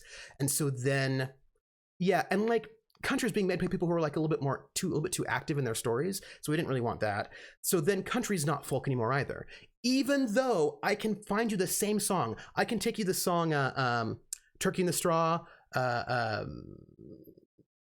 Arkansas Trap. There are a bunch of songs that are played by blues musicians, by country musicians, by folk musicians, and by bluegrass musicians. The same song, but it's called a different genre because the politics are different. We want the folk to be timeless and not really able to have their own voice. Country musicians have too much of their voice, so they're no longer folk anymore, right? So we don't really want that. We don't want Black people to be the folk. So then we're going to call it, even if it's the same song, we're just going to call it a different genre, right? And we do not want, because remember, we had segregation legally until like 65, right? So we wanted to imagine that Black people and white people never talk to each other. So we need to make them different genres, right? So Dink Roberts and Doc Boggs can't be in the same genre, Appalachian mountain music, because that would imply that Black people and white people knew each other, and we have segregation, right? So we're in a space where why country music is a different genre than folk, why blues is not considered folk, why blues is not considered country, why not? I mean, Black people live in the country, and they're making music with a guitar about having their wife leaving them and their dog dying and losing their truck. They wrote those songs too, but those songs are called blues and not country because of the imagination we want to have about who does and who doesn't count as a citizen, a real citizen. So some of these things are not about the genre. They're about who we want to imagine as being an American citizen. And that's why I think A, fascinating, and B, sketchy, right? That's what I'm going to say. Yeah. Well, the French were never real Americans. After all, the only real Americans came over on the Mayflower. Boom! Volpes, Volpes, Volpes, Volpes, Volpes, boom. Volpes has just touched one of the mythologies that we use, right? The mythologies we use to create Americanness, right? And one of the, and if you're an American, I bet you learned in elementary school the Nina, the Pinta, and the Santa Maria, right? Like, right, there was that, but then let's move on. Mayflower, right? And Plymouth Rock. Like, we create these myths. We could tell the story of the United States in a totally different way. We don't have to be all Mayflower and like the Mayflower Society and Plymouth Rock. We could tell the story of America from the point of view of Native Americans, for example. We could do that. And that would be a very different story than the ones we tell, right? We could just tell a different story. We could tell the story of the United States based on California, Colorado, right? We could tell that story, but that's not the story we tell. We only get the West in our history when the English move into it, right? We only get the West with westward expansion. We don't get it the other direction. So we make up these myths, and these myths make some people Americans and some people not, right? Yeah. Commander Pulsar says, would it be fair to say creating categories like Cajun music or polka or the blues is a way to mollify those groups when they're being excluded from the folk? Yes, and also to exclude them from the folk. Right, because we could call Cajun music folk music. Why don't we? Why, if I want Cajun music, if I want Zydeco, why is Zydeco not folk music? Right? Why is it if I want to get some Zydeco, I have to go to the Zydeco section and not the folk section? It might be in a world, you know what I mean? Because there is a politic there about who gets to be a citizen. There are a lot of Amish around me, and it's like a completely different society dotted around the country. So yeah. Well, it's okay. After all, the black man only steals music from the classic white man. God, I hate these people. Yeah. Mathematicians always count as a citizen. They count citizens. A lot of sketchy things are super fascinating, right? Adonis Nimbus, how are you? Sees that Trooper is supposedly doing a gaming stream and checks to see if he's just chatting. No, because it's 2 o'clock. We're gonna start right now. Right now. Was not disappointed. Yes. No, we're totally, and we're gonna at least put it up there. Manifest Destiny, Roanoke and Jamestown. Daniel Boone is crossing the empty, dangerous mountains to the land untouched in Kentucky. That nobody there, even though there are tales of him fighting with it. Yeah, there are people there. Yes. Zydeco is completely full of music. It's, well, of course it is, right? Of course it is. Oh, Beetlewind, Zydeco is super cool. It's super cool. Also, Black tradition as well. Trooper really should just make these streams teaching discussion streams. I mean, let's be honest, we aren't coming here for the games, but the games are there like in the background. Hey, why isn't my music folk music? Well, we give you your own category. Isn't that cool? And the thing is that it's important, right, to note that by giving you your own category, you're being excluded from being a citizen is what's happening, right? And that may seem super extreme, but it's not, right? Like it isn't actually super extreme. I'm looking for this. No? Yes, this is what I'm looking for. So polka does become part of the folk. Right now, it's been a while, but even my sketch experience watching it tells me that's not true. No, it's like just, I mean, I try to get at least an hour in of the game. As my father put it, he was a big fan. Zydeco is country music sang with their teeth out. Oh, yeah, yeah. The playing a game is just the bait. It is. It's just the bait. But look, right here. It's. Although I'm just totally, just right. Look. Game's up. See, nobody can say we didn't play the game because we totally did. Just saying it. It's there. And what's really great about Outer Worlds is that I can just kind of wander around a bit, and like then still talk to you. Trooper, you're over-encumbered and cannot fast travel. Simulator is about to start. It's true. Over-encumbered and cannot fast travel. Simulator is about to start. Also, just chatting is a problematic category on Twitch. It is. It really is. Let's play Space Capitalist Hellscape. To be honest, this part is the part I tuned in for, and I'm ready for it. I try to keep the pre-game discussion to 45 minutes. That didn't happen today. I try to keep it to 45 minutes. That's like I try to be like 45 minutes pre-game discussion. My father's friends were in a Zydeco band, so I grew up around it. The lead guitarist brother was a world-renowned bachelor. Ooh. Crown says, Trooper, you played the game the entire day Thursday with almost no digression, so today should be all digression and no game. Well, the Thursday of the game was the digression. That's true. I do try. Where are we? Hello? What are we doing? Oh, we're talking to people, I think. Oh, no, I think we already talked to them. I think we've done talk to all of them. Wait. Wait, what was your question? Oh, that's not what I wanted. I think I want this. I think we can just travel, is what, oh. Our body needs to level up. I think we can just travel to the place where we need to go, I think. What does she need? What is she doing? Tactical time dilation, blah, blah, blah, blah. Harmful status defection, chance to reset ability cooldown or kill, showtime damage. Sure, let's do that. Let's apply that one. Let's just give her more damage. It'll be great. Apply. Accept. We're now in hour 2. Oh, I have more. Oh, okay. Hour 800. I want to know.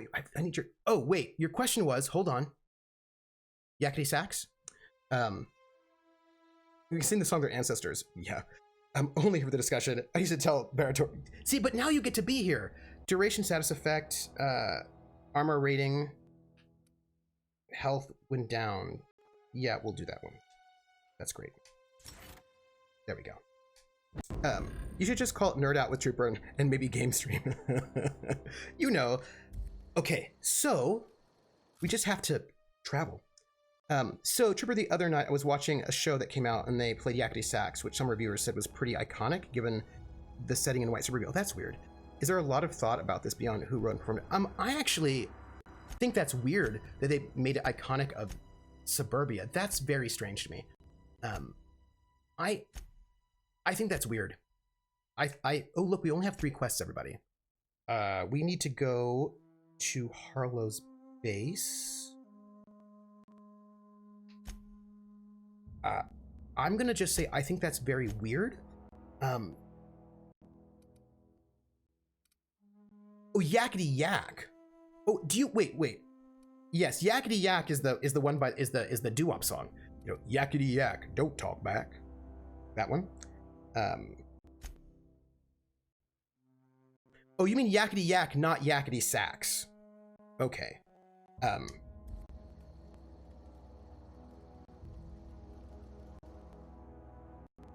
Barontor. Barontor. Barontor. Are you telling me you were watching a show and they said that Yakety Yak by the Coasters is iconic because it's set in because of white suburbia? Is that what they said? Is that what they said? Really? Okay. I have feelings. I have feelings about this. I have feelings about this. I have feelings about this. And my feelings are 1. Ahistorical. 2. Racist. 3. Classist. 4. Rude. 5. Incorrect. Incorrect. Yeah, no, that's... I'm not happy about it. Ice Buddy, game right there. Trooper's about to get a package. Ooh. As a musicologist, do you know who put the bomb to bomb? Well, who was that man? Well, actually, if you, there are ways one could answer that question probably. You could never find one person, but you could trace it back to slightly earlier styles. Let's go there. I've heard all sorts of not good about it. So here's the thing. I'm going to tell you something. We're going to fast travel there. Can I just go there? Fast travel. Yes. Arlo's base. Accept. All right. I'm going to tell you all something. I don't know. Maybe I would. So remember how I told you that there was an artificial distinction made between poor white and poor black people's music in order to further... Stay safe out there. Oh, thanks. Weird racism and nationalism and all that sorts of sketchiness. Remember when I said that? Let's keep... let's do that. So there's another part of this, which is also related actually to the two categories I talked about, hillbilly and race music. So the thing about race music and hillbilly music, which is later renamed by John Hammond, I believe, to country and western and rhythm and blues in like 39, 40, 41, around there. I feel like it's 41, 42. Anyway, so it was called race music and hillbilly music, and it was renamed because they were like, oh, that's kind of insulting. Like, it's a little bit insulting, so maybe we should just not call it that. We won't call it hillbilly music and race music, so we'll call it country and western and rhythm and blues. And country and western being the mix between country and western music, and rhythm and blues being a mix of up-tempo rhythmic music and blues music, right? Blah, blah, blah. Oh, it's good, but it's a show about a sitcom-esque 50s setting, white suburbia, and they said the song was an interesting choice for that, since it was written by Jewish songwriters, performed by a black band, but it was about white teens in suburbia. But it wasn't, though. Like...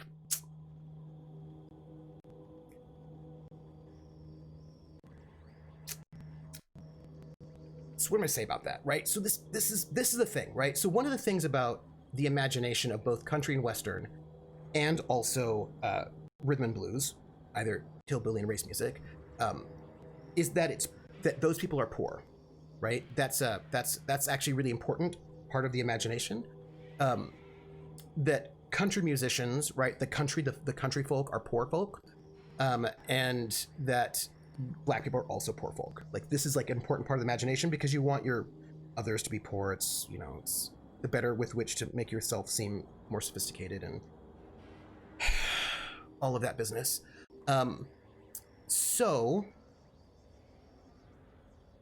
this does mean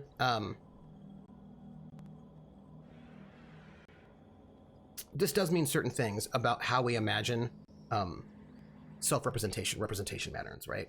So yeah, we're gonna go and confront Felix's old boss. Yeah, this is why I was wondering about the article that mentioned it, because I think they read this from the wiki. The lyrics describe the listing of household chores to a kid, presumably a teenager. The teenager responds, yakety yak, and the parents retort, don't talk back. an experience very familiar to middle class teenagers of the day. Do they not think that working class kids might also have to do chores? Also, if we look at the lyrics of the song, which by the way we're going to right now, because now I'm hot about this. So I think part of this is the imagination that the 50s were the suburbs, but you know, there were cities still in the 1950s, and also people who were not middle class. Not everybody lived in the suburbs. So, you know, take out the papers and the trash. Hello? I'm hearing weird sounds. All right. Oh, you don't get no spending cash. You don't scrub the kitchen floor. You ain't gonna rock and roll no more. Yakety yak, don't talk back. Just finish cleaning up your room. Let's see the dust fly with that broom. I need doors. I feel like these are not the way inside. I'm gonna go around. Get all that garbage out of sight. Oh, you don't go out Friday night. Yakety yak, don't talk back. All right. Just put on your coat and hat and walk yourself to the laundromat. Hold it right there. And when you finish doing that, bring in the dog and put out the cat. Now, first off, I'm going to note that there being a laundromat makes it unlikely that we're talking about a suburb, right? Please link the article so I can get mad about it.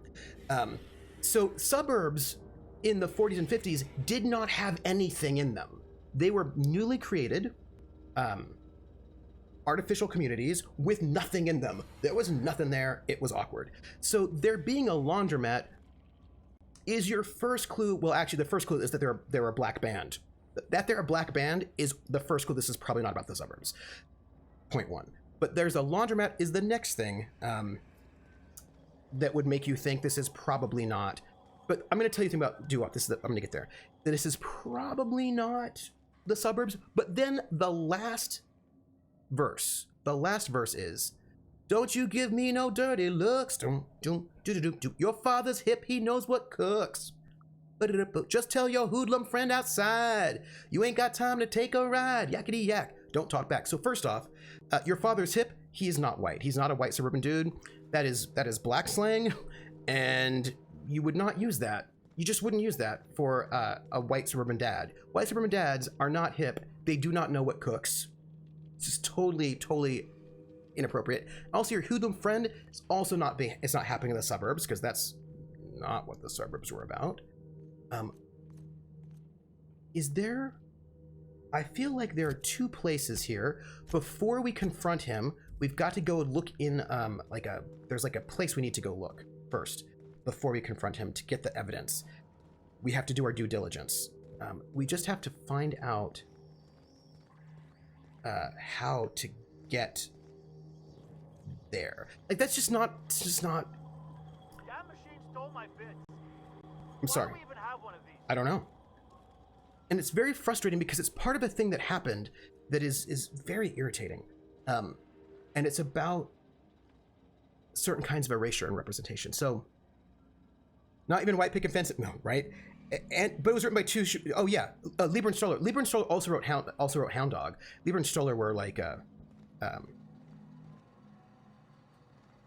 big rock and roll songwriters. Also, we're gonna take this.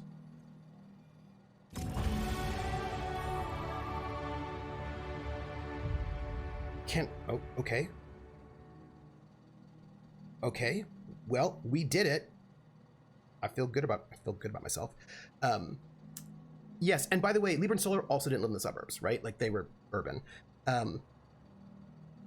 Much of the world is sadly more yakety sax than yakety yak.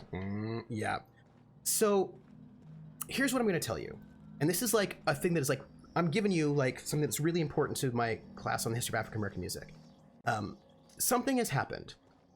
And what this thing is super sketchy. So if you want to go into the 1950s for a moment, there are two things that happen when it comes to country and western and also rhythm and blues that I think are very important. Although this has been happening in rhythm and blues earlier. It's actually a much older situation.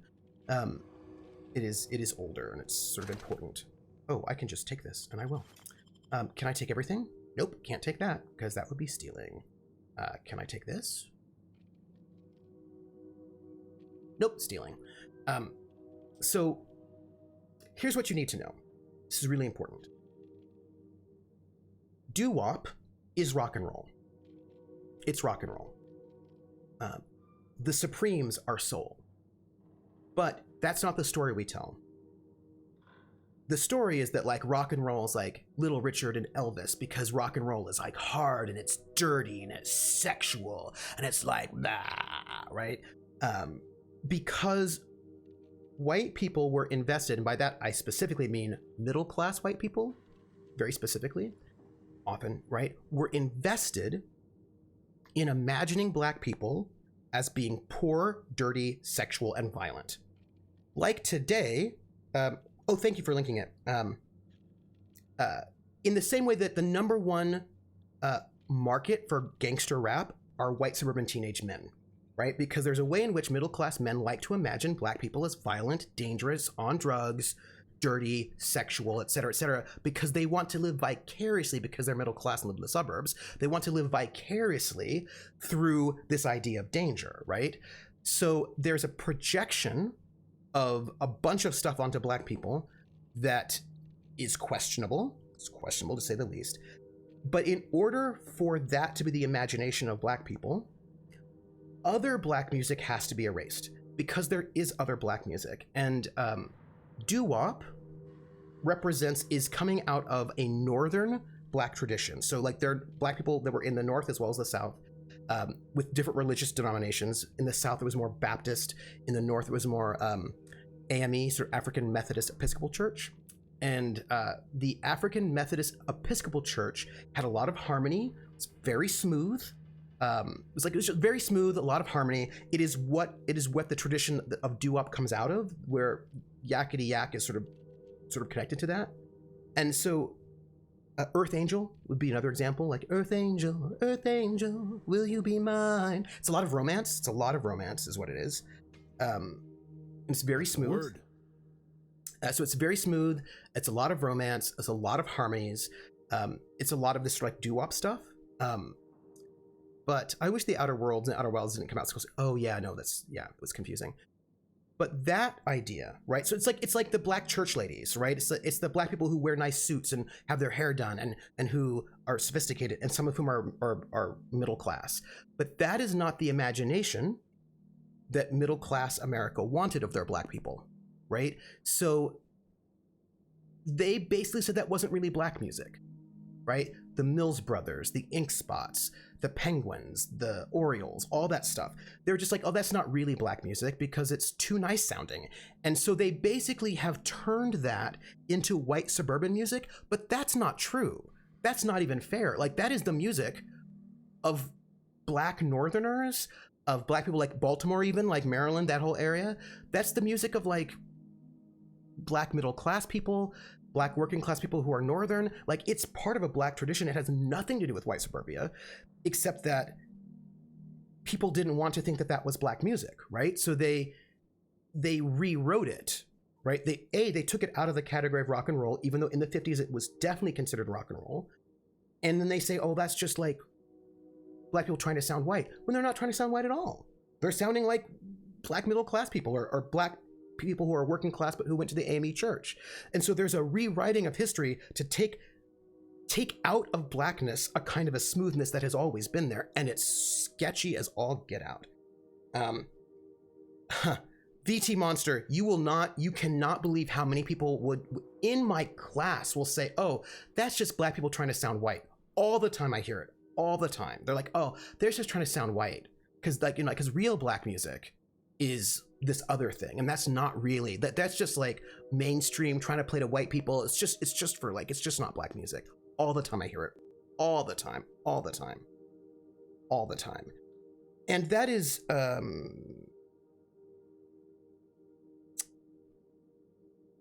do I lie now or do I not lie now? And we're back to white definitions of folk.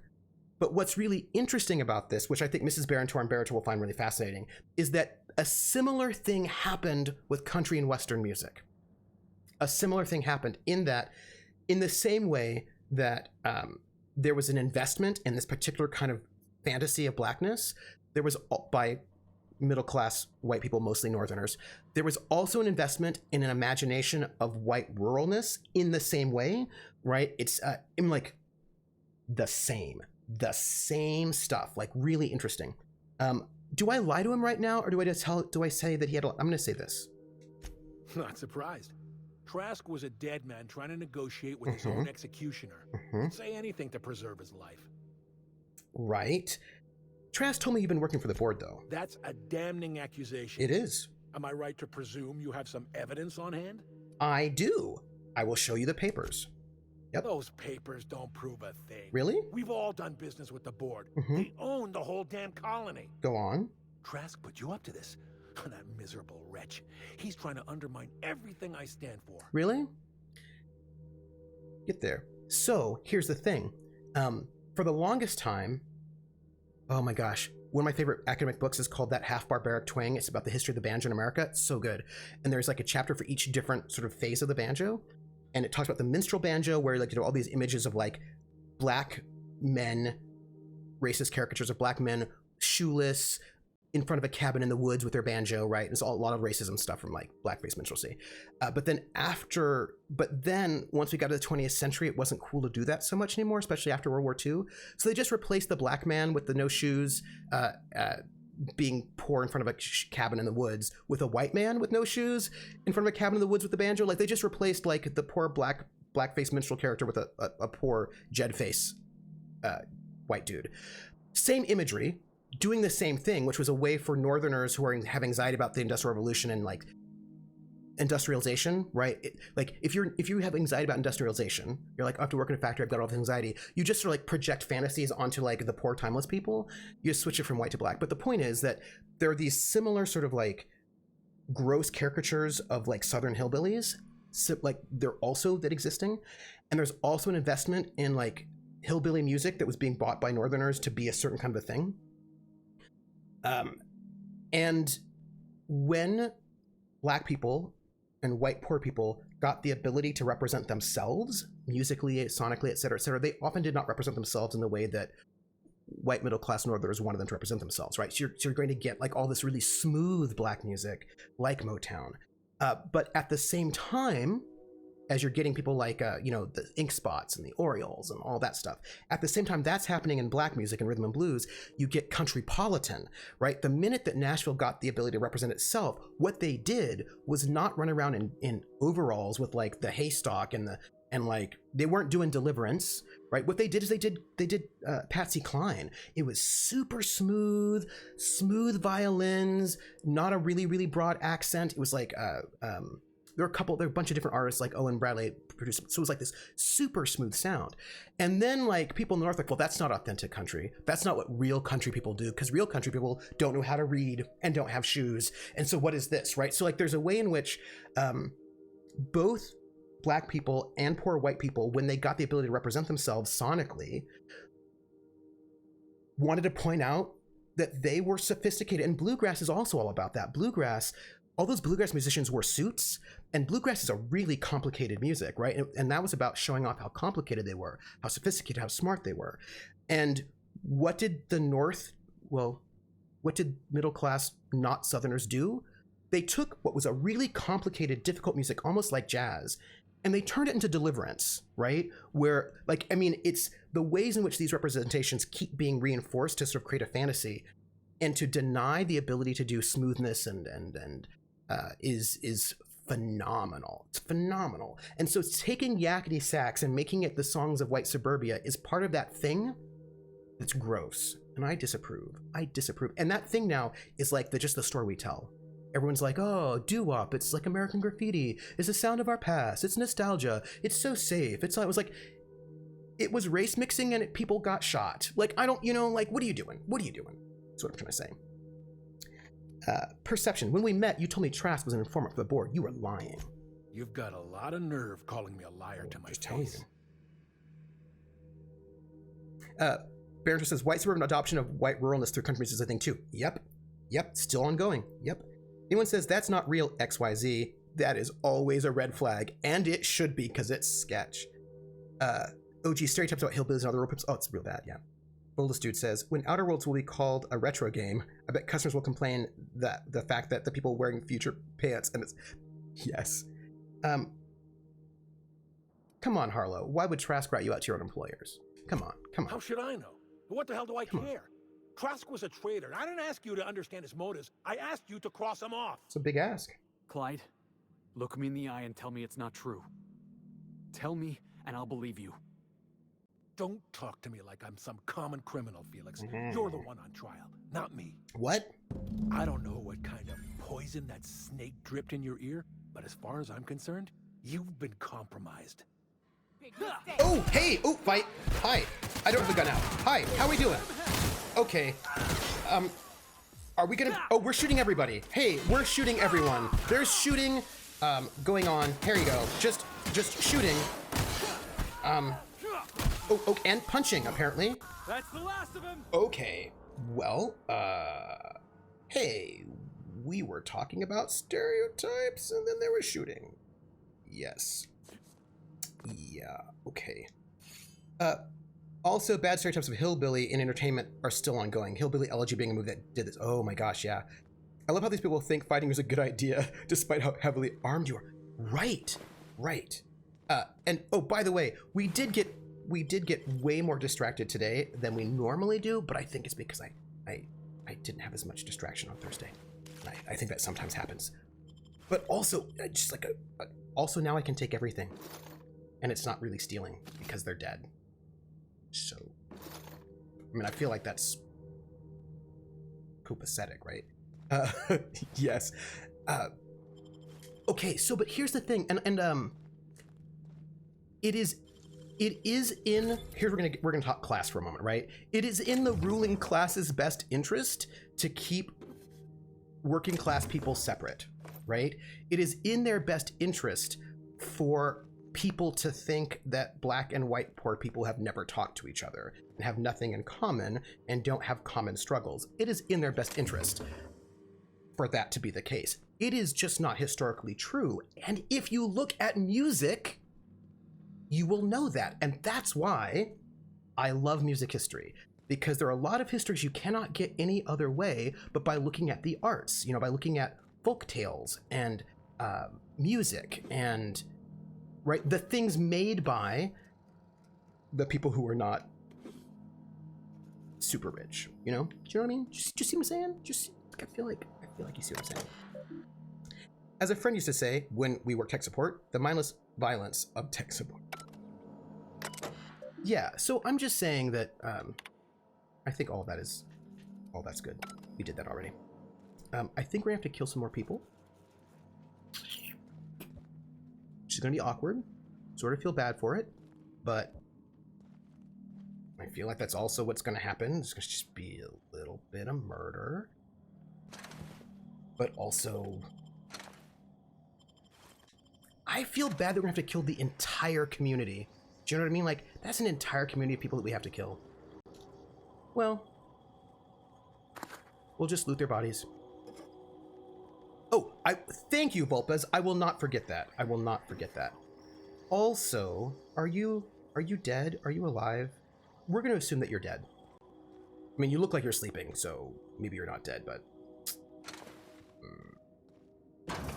So anyway, it really upsets me the ways in which working class cultures are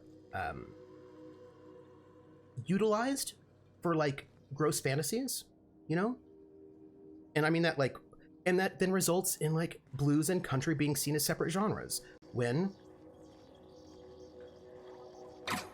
that's real questionable, right? It's real questionable. This is one of the best Fallout games ever made. Thank you, VT Monster. Well, it's made by Obsidian, who I love very much. Are you? Okay. By the way, we're going to just go to the spending machine and we're going to sell some things because I know you want me to. And we're just going to sell some things because I pay attention to the things that you tell me sometimes. Like sometimes I actually, sell things. Like there, see, I sold things and it just, yeah. Sell all the things. I'll sell most of the things. There was as a poor white person who grew up in an urban environment can confirm the struggle is real. Yeah, right. yes. As Carlin asked how much writing you could do. I did reading, but I have to do a bunch of writing this weekend, which that's the thing I really have to do, because I just sold a bunch of stuff. I hope it was okay that I sold it. Like, what if it wasn't? What if I needed those things forever? What if my whole life is ruined now because I sold those things? Like, what if my whole life sell junk? Done. Selling isn't collecting. There will be more armor. That's true. I kill a lot of people. So I feel like maybe everybody's not dead. It's fine. It's fine. We're just gonna. It's fine. I can buy more armor at the village. Ooh, buy more armor. I just want to, because I think what I need is like some really good high level armor that I can then upgrade. Because I think the armor I'm wearing right now I've upgraded to a high level, which means I can't really upgrade it cheaply anymore. So I think I just need some like high level stuff that I can then upgrade. I collect money, not stuff. So look, they're asleep. Oh, I'm not gonna kill sleeping people. I'm not gonna shoot sleeping people. If they don't wake up, I'm just not gonna kill them, because I feel like that is sketch. That's sketch. That is a step beyond. We're just not killing sleeping people. Just that's it. Okay. They're just pretending to sleep. You know, there was a, speaking of like bad representations of the rural. What's interesting is that they were going to make a reality show called the Beverly Hillbillies at least 10 years ago, I think it was. It might have been 10 years ago. And it was going to be a reality show where they got poor white people from the Appalachia and then put them in a mansion, and then I think just laughed at them because What was that? I don't know. Oh, here we go. How you doing? Hi. I hope you're doing well. I'm gonna shoot you in the head. Everybody's awake now, so that's awkward. Okay, and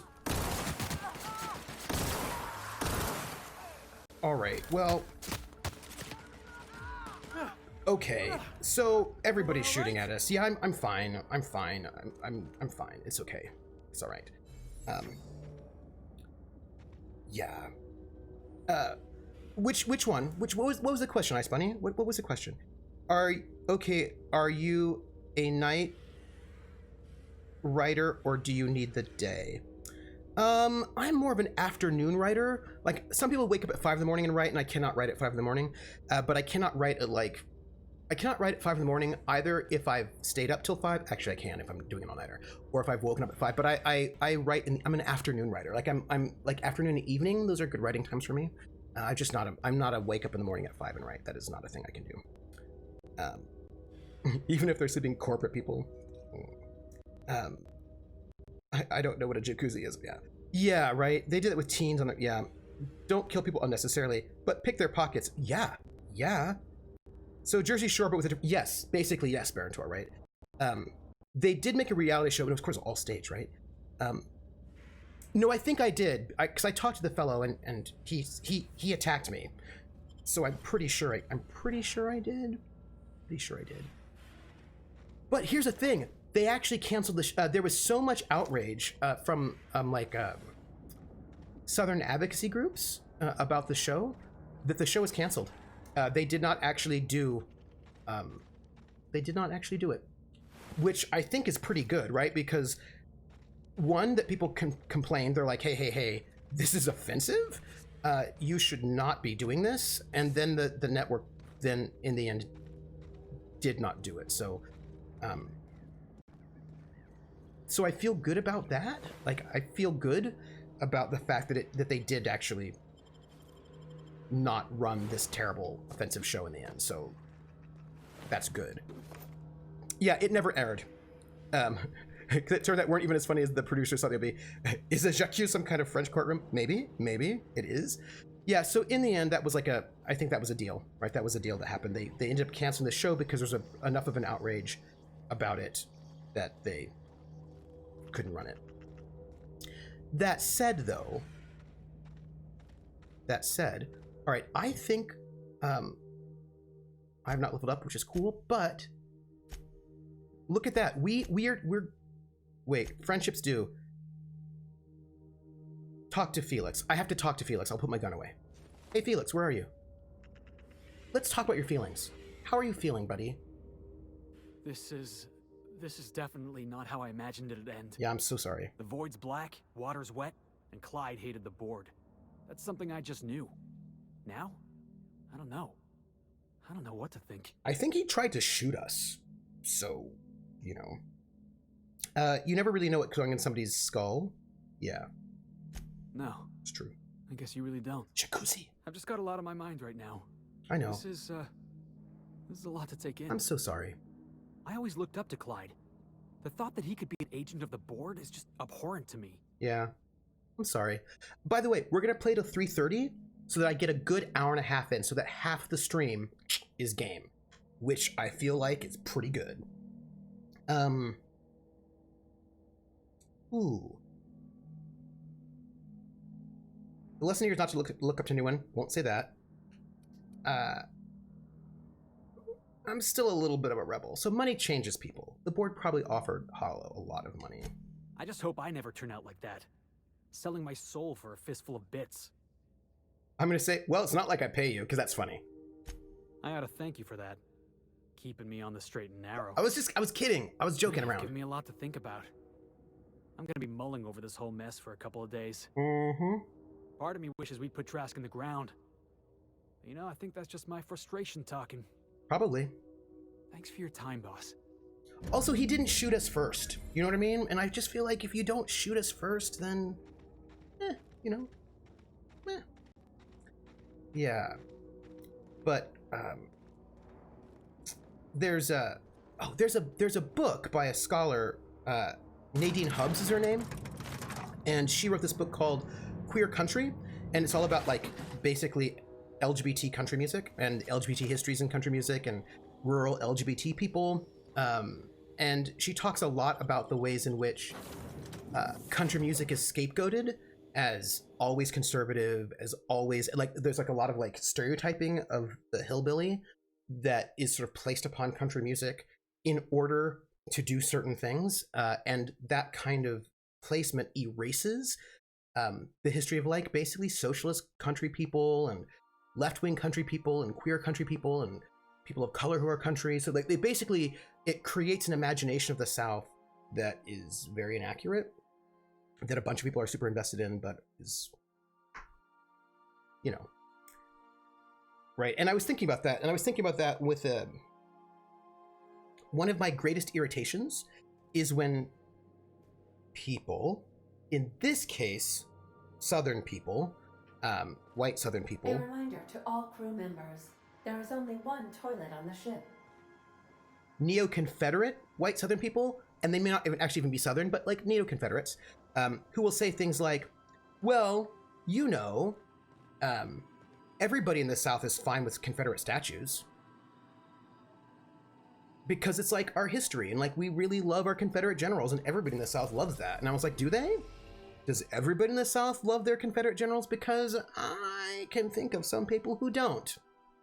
Yeah, big nope on statues, right? I can think of a bunch of people.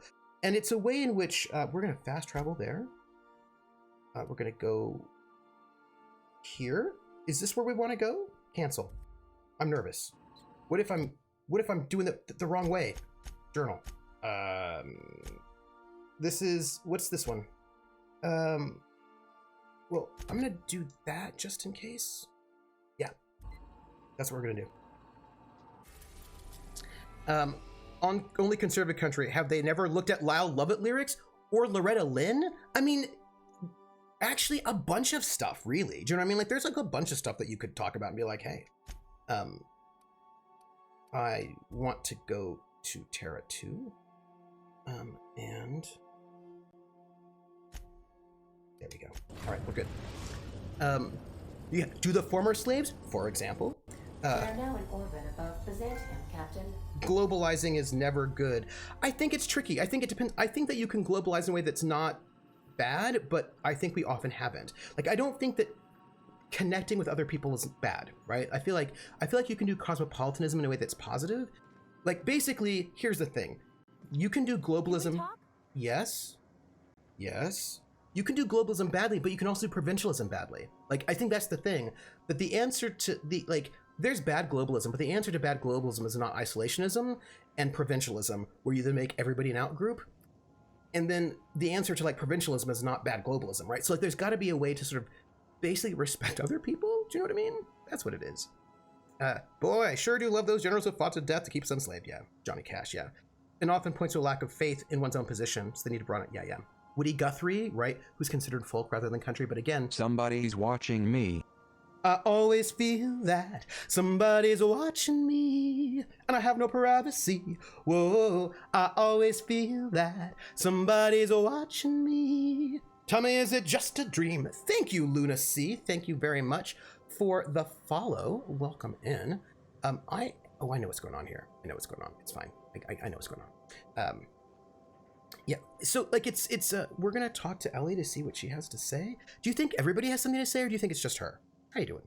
Since we're in Byzantium, Yep. there's something I've been meaning to do. Sure. I haven't actually talked to my folks in a while. Shocking, right? Oh. Anyway, it's probably about time I paid them a visit. Given the dangerous life I lead, they've got to be worried sick. You're from Byzantium. Interesting. Interesting. Are your parents super posh? I might have used the wrong term. I was thinking in terms of taking your own views and preaching. Yeah. Yes. And but the thing is, some people use, like, globalism is sometimes used that way, right? So I think we just have to be really careful, because I think you can do, like, reaching out to other people in a way that's respectful and not gross. And you could probably, like, mind your own business in a way that's respectful and not gross, or you can. So I think I think that's the balance that we have to work through. Do you know what I mean? Yeah. No, I don't think we have. Just let me know how I can help. Whoa, let's calm down. I'm not asking for a favor or anything. No, I'm just suggesting we stop by. Sure. When we're in the neighborhood. Of course. Sure. See, I'm originally from Byzantium. Interesting. Born and raised. Mm-hmm. I know that probably comes as a big surprise. Actually, I can see it. But I worked so hard. I dropped the accent, picked up a swagger, developed a taste for Spacer's Choice. Huh. Yeah, you gotta put forth a little more effort if you want to pass for a real scum. Maybe I could skip a few more showers. Oh, drink come milk on. Straight from the jug. Yeah, I'll try Okay. that. Ellie. Thanks. No, I was In any case, being sarcastic. This'll still be a shock to my parents. I bet they'll barely recognize me. I was being sarcastic. This game, it needs to recognize sarcasm. Come on. I don't see why you can't go see them when it's convenient. I'm proud of you, Ellie. Of course, you know what? Yeah, I don't see why you can't go see them when it's convenient. Yeah. Oh, well, I was thinking you'd come too?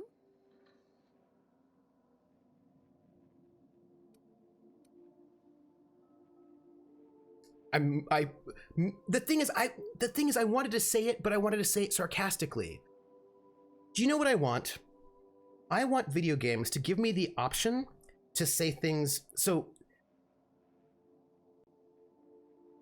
okay. I know, this is what I'm thinking, right? I want video games to give me the option to lie or be sarcastic. And sometimes they don't, right? Like sometimes they'll do things like, I really trust you, I don't trust you. And you have to pick one of those two. But sometimes what I want is to be able to say, I really trust you, but have that be a lie, right? Where I don't, like, because here's the thing, if I don't trust the person that I'm talking to, I'm not gonna tell them that I don't trust them. That's a bad idea. And oftentimes games don't give me that option to lie to them. And if I pick the I trust you option, the game thinks that I mean it when I don't mean it. I was lying. And I would just like games, RPGs specifically, to give me more options to lie to people so that I don't have to tell them the secrets. Yeah, I just want to, pick up tone as well as line dialogue. Yes, that's what I want. I want tone as well as dialogue. Hi, parents. This is my sort of cannibal employer who doesn't pay salary. Yeah. I trust you, lie. I trust you. Scabanak, that's exactly what I want. That's what I want. I trust you, lie, versus I trust you. I often wonder if it's because these sorts of things are written by folks that are more programmer than dialogue writer. Maybe. Troopers see RPGs are not RPGs. Krellin, I would like to give you a shout out and love right now. I want to give you love. Mega love. Because it would be fun? And I'm going to tell you why that I'm giving you mega love right now. Big love. I know you don't like... No.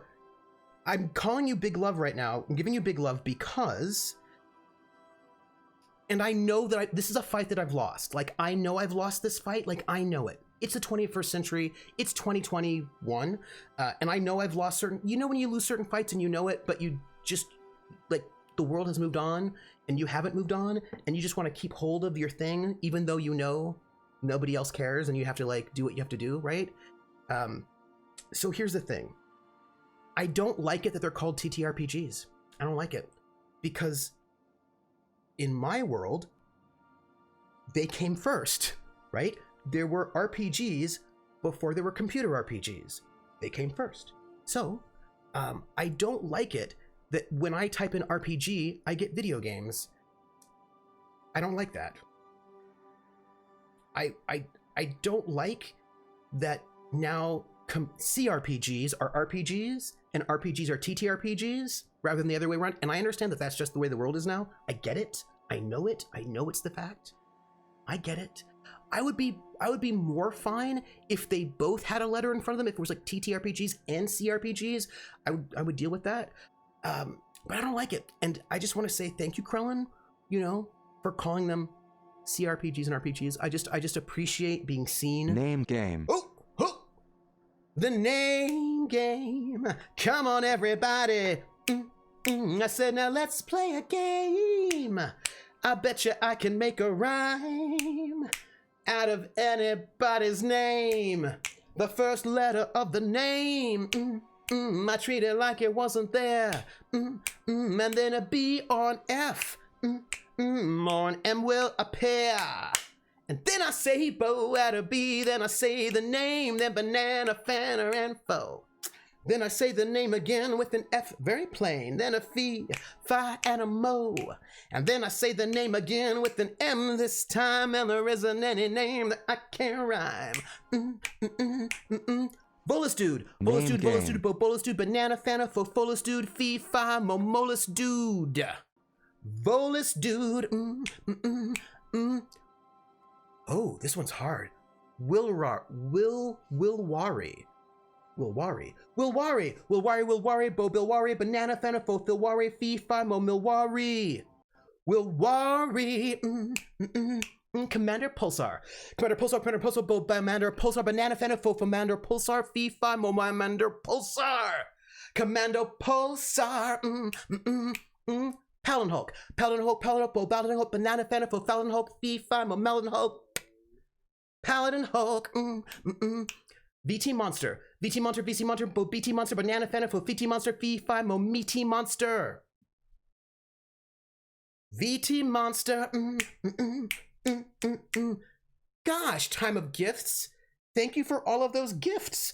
I suppose it was time. I also think that my thing crashed and I have to just restart the connector. Yep, it did. It's cool. Don't worry, I'll just restart it and we're good. Reconnect. So good. Thank you for that. I have a lot of thoughts, y'all. I have a lot of thoughts about things related to streaming, but they're not finalized yet in my mind. So I'm not going to share them yet, but I have thoughts. Game. Try John. Hey, Snorpen Boss. John Jacob Jingleheimer Schmidt. Snorpen Boss, you have no idea what they have done to me. How I have suffered. I haven't suffered. There was a time when they were giving me lots of chemical compounds. Those were hard. Those were hard, actually. I'm just gonna say that they were hard. They were hard, but we'll get there. Let's see. Ellie looks like Ash Minnick. That's fair. And you erect monuments to your fallen generals in a futile attempt to reclaim your lost glory. Yeah, right. Yeah. Thank you, Snorp and Bass. Like, it just bugs, right? Yeah, we're the gamers and we play RPGs, right? Yeah. What about if you get rocket propelled grenades? See, I would love some rocket propelled grenades. We understand in a way. MS have English and British English. Yeah, no, I don't. Be right. I don't like that either. Sorry, I don't like that. That's not right. It shouldn't be English and British English. It should be British English, American English. You know what I mean? Like I just don't like that. I think that's. I don't like it. I think that's kind of gross. I think that's kind of gross. Snorpin Best says, to me, RPG is either a role-playing game or a rocket propelled grenade, which is also fair. And CRPGs is for consoles or computers. Yeah, right.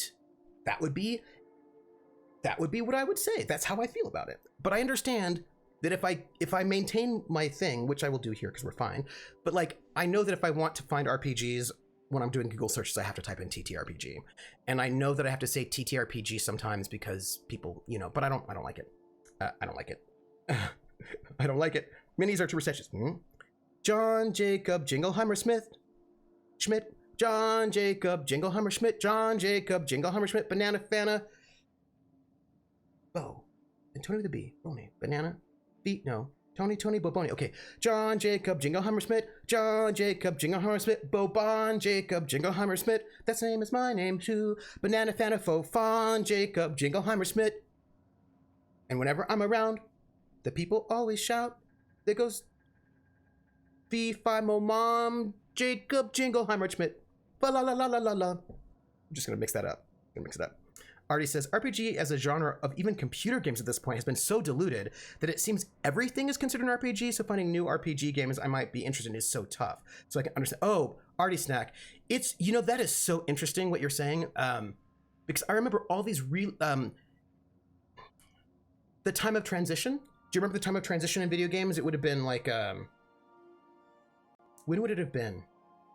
Mass Effect, maybe? Early Mass Effect, late KOTOR, around then? Mass Effect. Gears of War. I feel like there was this transition moment where there were a lot of debates about what makes an RPG a computer RPG.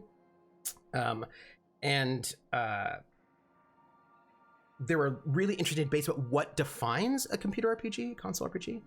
Oh, damn it. Now the name game is going to take the place of Wallerman as my earworm today. Good. I mean, oh no. Your tabletop RPG feeds in one of my bête noirs, the British Open in golf. Yeah. American English and English. I think I might say American English and British English because there are also other Englishes. There's like Australian English, which might be a little bit different. I think I'm probably just like, what is British English? Well, that's true, Summer Bass. That's very unclear. Like, is it received pronunciation? It's also received pronunciation is a made-up accent.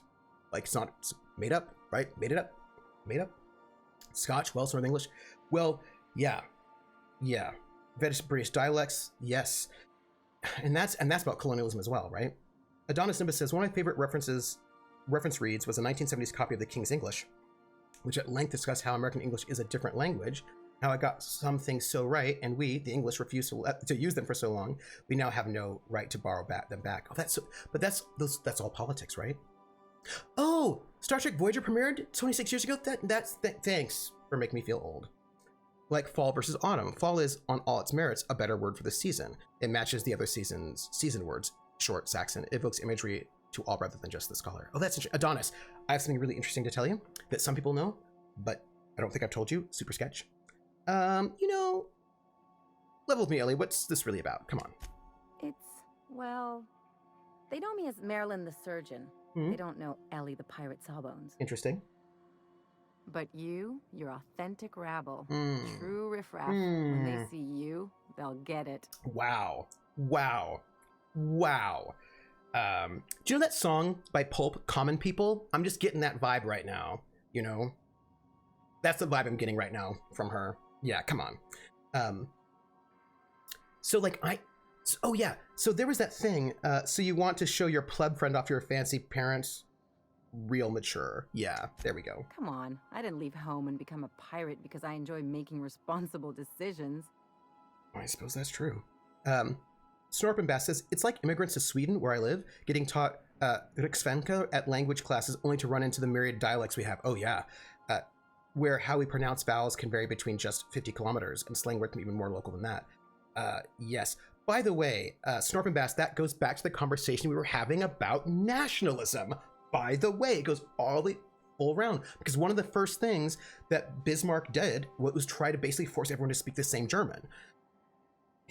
Right? And the same thing with Italy, right? They, again, trying to force everyone to speak the same Italian.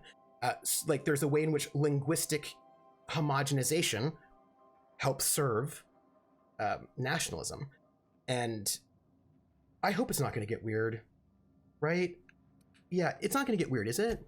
Of course not. I mean, not unless you want to bring a feral canid or a mantis on a leash. No? That'd make a real impression. Okay, no. Okay, we'll go.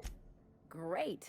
And when we get there, draw out your rough edges a bit. No, I'm not. If you've got an outfit you haven't washed in a while, No. maybe one with some blood stains, wear that one. No. First off, you're giving me that common people vibe. Giving me that vibe, Ellie. I'm going to take care of it myself. Thank you. You're the boss. Yeah, thank you. Anything else? Right? Adonis was like, oh. Is that similar to how immigrants have their names Americanized? Yes, right? That's the thing, right? That's what it is, right? It's about how the names get Americanized. Like, oh, this is like an American name. Like, oh, well, is it? Why is an Italian name not an American name? Oh, I see, right? Like, so there are all these, and that's the thing that's amazing about constructing an identity, like a national identity. There are all these little things that you do, all these little tiny things that are just like super bogus, right? But then we all internalize them. It's like, oh yeah, well, yeah, of course. And for me personally, it took me getting out of the country before I could really see it. Like, once I left the United States when I was in the military, I was like, because it's hard to see it when you're in it. It's hard to see it. Like, it's hard to see it when you're in it. She wants to be like common people. She wants to do what common people do. She does. She wants to see what common people see. She wants to sleep with common people like me. Oh, but she isn't the pulp version of the song. She's the Shatner top cover. Yes, she is. I take it you've got something to say about Harlow? What did I tell you? His down with the man shtick was just an act. No one who yammers that much means half of it. Scabbynack, that's a really great point. Abusive relationships are always the same, super obvious to everyone on the outside. Yeah. Well, okay, not always super obvious. It's fair. Like, I remember being in Germany and being in the army, and so many things started standing out to me that I was like, ooh, hey, you know what I mean? Like, and like just in weird little ways where, for example, I apologize to any Germans. I did not do this. I also apologize to Germans while I lived in Germany. So many American soldiers would get drunk in public and then shout things out loud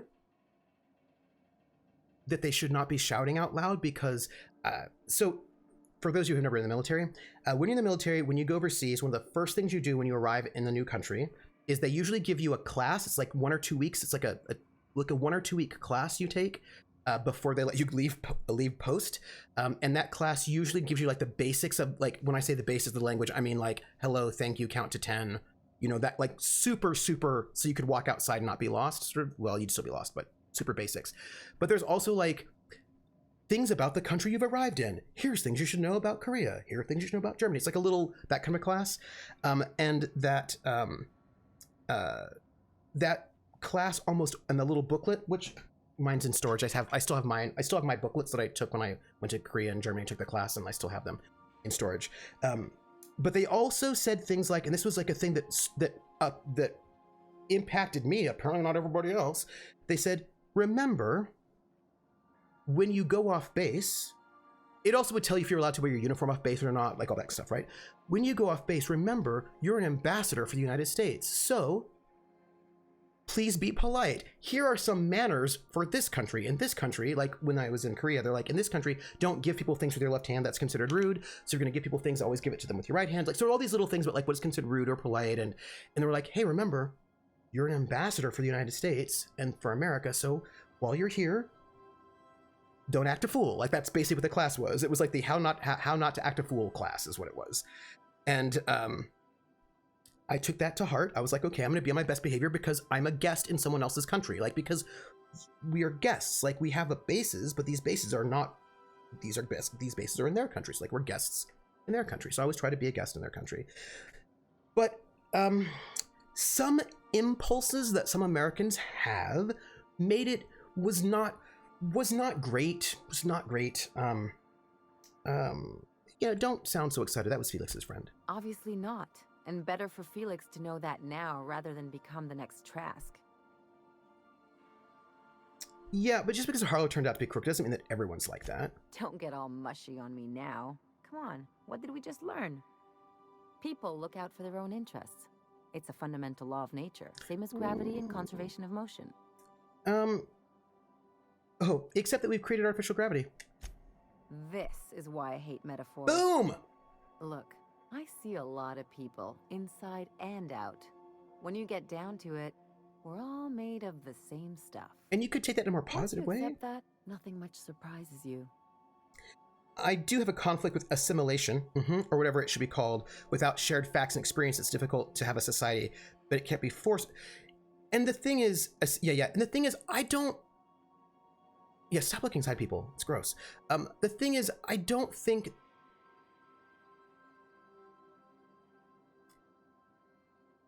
what happens on Monday? It's a holiday, isn't it? I don't think it's true. I'm not convinced that we all have to have the exact same experience in order to have like a society be successful. And the reason why I don't think that's true is because we don't, right? Like, everybody says, oh, but we have to have shared experiences or else we can't be successful as a society.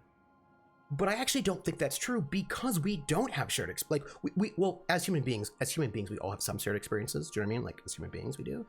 But whenever people say, "Oh, American culture is XYZ," I'm like, for whom?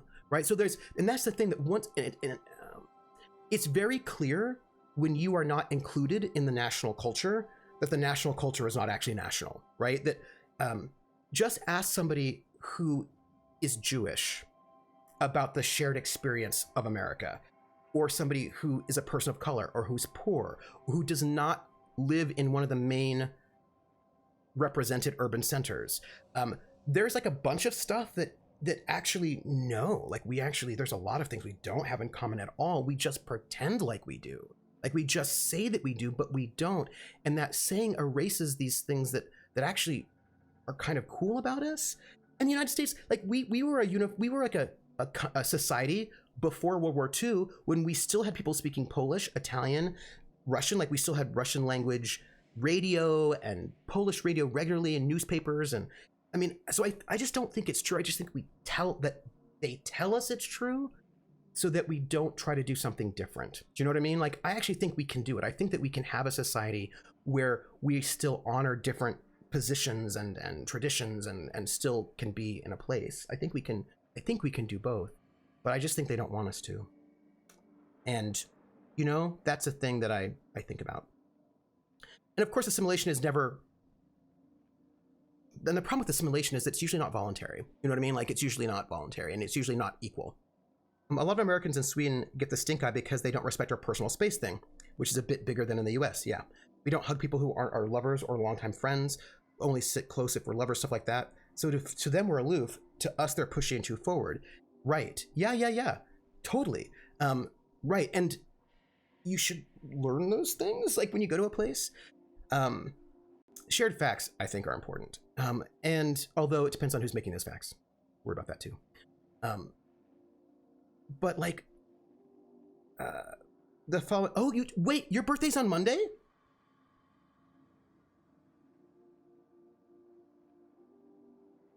Somebody put that in Discord so I don't forget it. The following chat member is brought to you by ibuprofen. Ibuprofen, it's fucking works, mate. It's not it's not real public. Yes. Hey, Taki, how are you doing? Nice. Norma and Dirk are occupied too. We still speak our languages.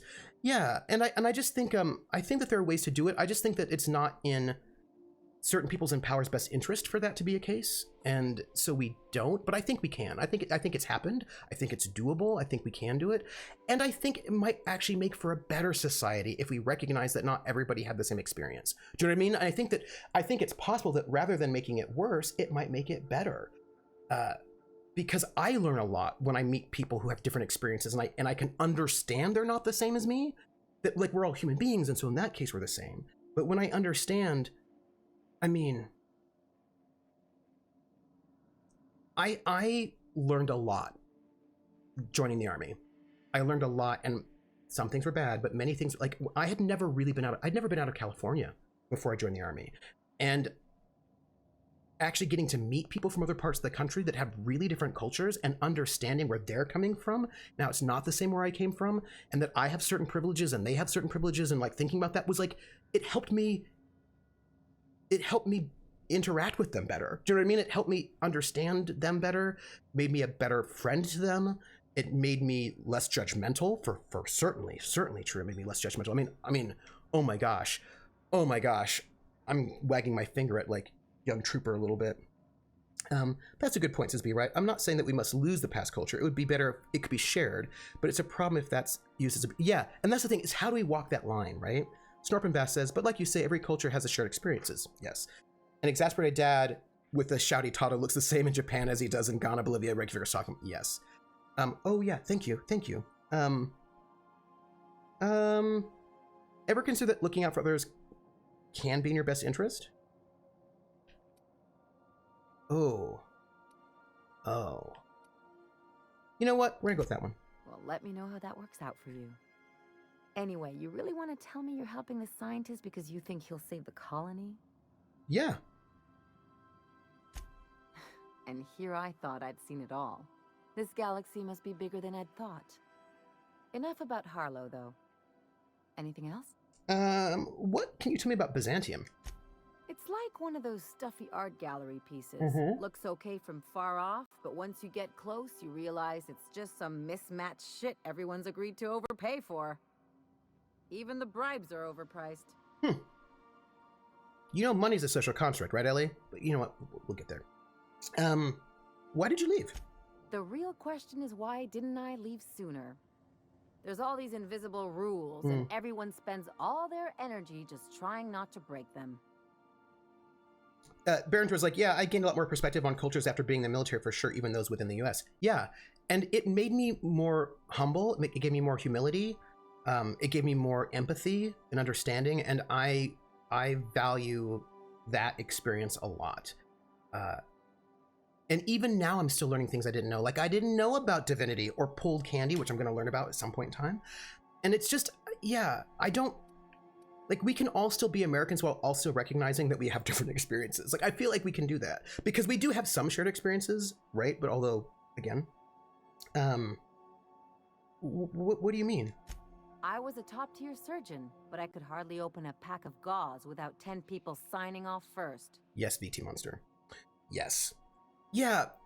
But anyway, I had these American colleagues, these fellow soldiers who would be in Germany on the economy, like the outdoors, like not on base, in public, drunk in public, rude, sloppy drunk, and they would yell things like, America's the best! Yeah, America! And then they would say, and I was like, oh no, shut your mouth. These were not my friends. We were in the Army together, so I had to like pay attention. They'd say things like, USA 2, Germany 0. And I was like, oh, what are you saying? Shut your mouth. Shut your mouth. You are, oh, what is wrong with you? Like our exuberant patriotism was rude and inappropriate. Do you know what I mean? It was inappropriate. And I was like, you know, that's not, it's not great. It's rude. It's not great. Not great. Right? Like, you're gonna get beat up, right? Thank you, Scammy. I was like, you are going to get beat up, and I am not going to save you, is what I'm gonna, like, I'm gonna walk away. I'm gonna walk away because we're in Bavaria, and there's some beefy people here, and they will beat you up. You need to tone that down. Like, one thing that are really weird is how you pledge. Yeah, right? So, like, talkers, we do that, and that's weird to other people, right? So you had to deal with red tape. That would drive me crazy. Yeah, that would drive me crazy. Now you see why I left. People call Byzantium the jewel of Halcyon, but really, it's just paste. Everything's polished and bureaucracy. Take a close look and you'll see it's deader than anywhere else in the colony. Okay. Well, it must have been interesting growing up there, though. Interesting like a colonoscopy. Okay. I trained as a surgeon. More my folks' idea than mine, but All I right. made the best of it. Sounds like there's a but to this story. Lots of them, unfortunately. I even sculpted a few. Oh, Turns out Byzantines are more concerned with having square shoulders and a good profile than, well, anything else. I see. So you're also a plastic surgeon. All right. Well, you know, I need the lay of the land. Anything I should know? Don't trust anyone, don't Right. touch anything. Okay. And whatever you do, don't show your teeth when you smile. Is this one of those established dominance things? What, like primals? Yeah. Nah. Oh. People are extremely competitive about cosmetic dentistry. It can get ugly. Okay then. Well, enough about Byzantium. That's what I've been saying. Okay, well, let's just go. That's it. We're just gonna walk out. We're leaving. Another insane thing is tipping culture. Did you see that in Germany other than as actual? Do you see that in Germany other than? Yeah, no, we tip, but of course it makes sense why you tip in the United States because we underpay our wait staff. Like they make less than minimum wage, so right. But I mean, but also little things like when like space, like personal space and all that. Like for example, in Germany you go to like a bistro, right? And people will just sit at your table with you. Like you just have these long communal tables, everybody sits together, and like that's Americans have a bit more private space than that in that way. So that's like weird for us. Yeah, they're just these cultural differences, and but it's not genetic. Do you know what I mean? Like it's not genetic. When I lived in Germany for 5 years, I learned how to do those things so that people would not be right. Be right? What? Be right? What are you? Be right? What are you doing? I just wanted to put in a little appreciation for your streams. I enjoy the gaming, the role play, and especially the challenging, in a good way, conversations where I learn something every time. Thank you so much for being here and being you. Be right. You. I don't want a gun out. I want to give Be Right some thanks. Oh, Be Right. Thank you. That is so kind of you. And thanks. Thank you. I can't wait to go back to the customary 15-foot distances rather than those damn fool 7 feet we got enforced these days. I'm gonna sing. Also, Gondlar just pledged via Patreon. I just saw that was 14 minutes ago. My sound was set off, so I didn't hear it. Gondlar, if you're in chat right now, I want to thank you for that Patreon pledge. Your Patreon pledges help support the RPGs on this channel because I pay the cast and our artist. And we've got Cthulhu Confidential starting next Saturday at 4 p.m. with Algernon Bolden, which I'm very excited about. I've got like a new title sequence I've been working, so I'm very excited about that. So thank you for doing that. It is much appreciated. And I'm going to... Everything seems to be mixing the cup. Really? Really? Why are you missing the cup? Why are you missing the cup? Hold on. Give me a cursor. Because I thought I fixed it, but, you know, I'm going to think about that. Let me see. Only when they make tips. If they don't make tips, and employers are obligated to top them up to the minimum wage, which means for the most part, tipping in the U.S. subsidizes service provision companies to pay less towards their employees. Yep. But because the minimum is so little, it's not good for the employees for us not to tip them. So everyone is caught in the well. Yeah. Hey, take your time. It is... No, I will. Thanks. I'm looking for alerts, and I want to see what my BitCup is doing. Hey, BitCup, how are you doing? What are you doing right now? BitCup? Oh, yes, my BitCup is in a weird space. What are you doing? You know what I think happened? I tried to adjust my BitCup, and then I did, but then it didn't read. What happened was, what are we, 720? So let's do 600. I think what happened was that I think it must not have reset until, hold on. Studio mode. Oh, okay. That's not exactly how I want it. We're almost there. Almost there. Let me, so this is good. Let me go back to there. Studio mode. We're going to fix it. And then I'm going to sing. I'm so excited about it. Alerts. BitCup. I think I need this to be a little tall, a little higher up there. Maybe like that. And Nope, that's not right. We want it to be a little taller. If I can get it a little taller, it'll be perfect. Wait. Wait.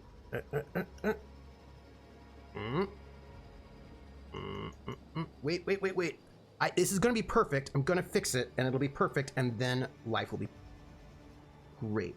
I think that is almost it. Let's see. Maybe. I think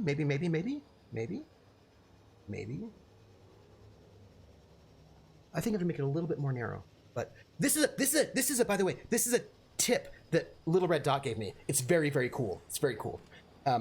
It's very exciting.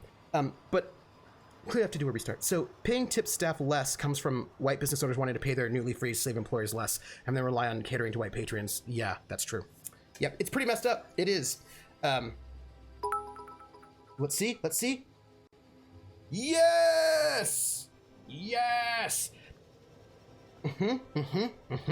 Okay, I'm so excited. Look, I learned this from Little Red Dot because she's a brilliant genius and she taught me how to do that. I'm gonna have to do have to make it a little bit more narrow, I think, but so cool. But I'm gonna sing "We're in the Money," as sung by look, isn't that cool? Ooh, hey, thank you for the rainbow flags. Yeah, Dot is super smart. Yeah, so this reminds me of a thing that we talk about. But I'm gonna sing "We're in the Money," as sung by Ginger Rogers. So what's the plan? Will you hold on a second, Ellie? I'm gonna sing in a song. As sung in the film Gold Diggers 1933, which means I'm singing it in Pig Latin. Ba-da. Airway and hey, the anime. Airway and hey, the anime. Way up, way X2 tit, young way oh. Airway and hey, the anime. The ice skates are on, he sang. Old man, the Asian pray, we are who throw you was down way on rail. When he eat red lion slay, of red brian slay, oop day day. And when we see the end, we'll look left the eye, in the eye. We're in the money, we're in the money. We've got a lot of what it takes to get along. I love that. I love it. See, okay, no, we're gonna walk. Yeah, so I just feel like there's got to be a way to be, because I think it's really easy to demonize people you've never met, and we say a lot of things in the media, many of which are not actually true. Let's see, operational, insert captain's medication cartridge. Oh, I don't need to do that. I don't need any of that. I think I just need to. Oh, ramp. Great. We're gonna. Here we are in Byzantium. We're just gonna. Hey, oop. So here's the thing, right? Like people say things like Americans are dumb, right? That's a big one. Like Americans are so dumb. We don't know anything. And if you don't know any Americans, I imagine you could easily think that. You know what I mean? Because that's the way we're marketed. Like that's the story. And that is a story that is pretty broken bottles. I thought Byzantium was fancy. Why are there broken bottles everywhere? There's a lot of trash out here, huh? Is that weird? I thought this was like the posh, fancy spot. Well, interesting. I don't know about that. Try being a rural American. Extra drum with the side of stupid. So like there's like and the thing is, this idea that Americans are stupid is a convenient idea for a bunch of people, especially outside the United States, because it does particular kinds of work, and I mean, it's not true. The people in the United States are not more stupid than anyone else, but that's not the interesting story. Do you know? So there was really fascinating that every once in a while you can find on YouTube those videos where they ask Americans questions. And they're like, we go and we ask random Americans, like, what is your first name? And like 87% of them don't even know. Like, I'm sure, I don't know. Kentucky as a locale comes with its own service. Yeah. And like, that's the thing we have to think about, right? And those stereotypes do work. They do work. They don't happen for no reason. And they don't necessarily happen because they're true. They happen because they do work for people. But what I wanted to say was, like, I'm sure you've all heard that, right? Like, you know, have Americans, adults, think that chocolate milk comes from brown cows? Yeah, they're all of those, okay? Those all the time. Like, Americans, like 110% of Americans could not identify Mexico on a map. Like, it's just, there's a lot of that, you know? And the thing about that is, one, who are you asking? What are you asking? What's going on here? What's and the things? And I watched one of those videos where they were asking like it's like a, I don't know, it was like a Germans maybe were asking Americans these questions. The Americans, of course, were like completely ridiculous. The ones that they showed us on the video, at least, I imagine they only showed us the ones that were completely ridiculous. You know, didn't know anything, you know, whatever. Couldn't tie their shoes. How VT Monster, this is the question. How are you editing this video? And then everybody was like, there are all these comments about like, oh yeah, Americans are so dumb. But what was fascinating was that somebody was like, okay, hold on. And they actually did the same, they asked the exact same questions of people in Europe. And they could also make a video of people in Europe who didn't know anything either. If you want to do that, you can do that. Like if that's your agenda, is making people look dumb, you can do that. Sure, go ahead, right?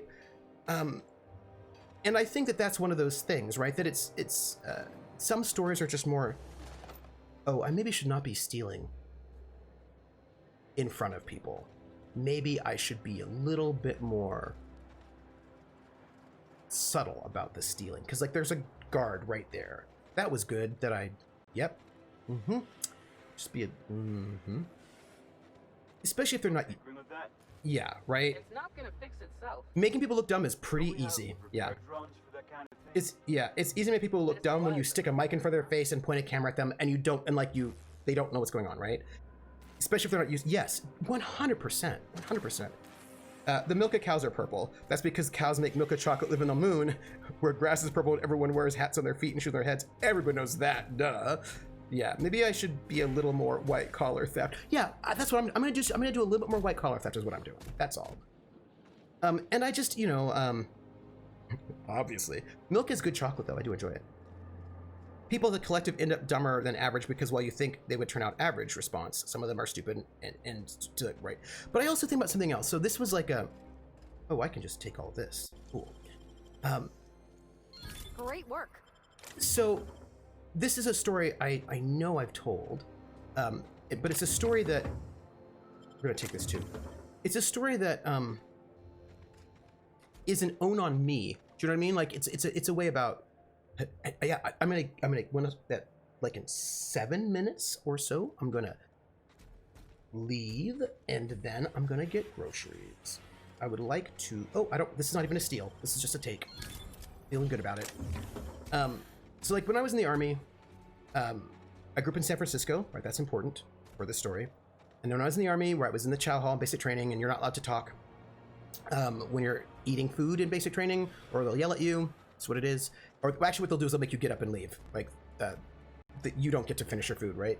And we were in line, and there were these, like, tortillas wrapped in deep fried. And this woman, she was like, Warwick, I think her name was, she was like, what are those? And I was like, oh, those are either burritos or egg rolls, but I don't know which one. She's like, yeah, but what are those? And I was like, well, they're either burritos or egg rolls. I don't know which one. And she's like, but what are those? I was like, they're either burritos or egg rolls, but I'm not quite sure which one. But like, also please stop talking to me, because if they see us talking, we don't get to eat. And then I realized she didn't know what burritos or egg rolls were. She had never heard of burritos or egg rolls. And I was like, oh. Just get them and eat them. And then I met her later, and I was like, you have never had burritos or egg rolls? And she's like, no, and I've never heard of them. And I was like, you have never heard of burritos or egg rolls? Come on, right? And in this moment, I was like, where are you from? And she was from like rural Ohio. And I was like, okay, well, you know Italian food, right? And she's like, well, I mean, I know of it. I've never had it though. I was like, well, what do you eat? And she's like, well, like meat and potatoes and vegetables. And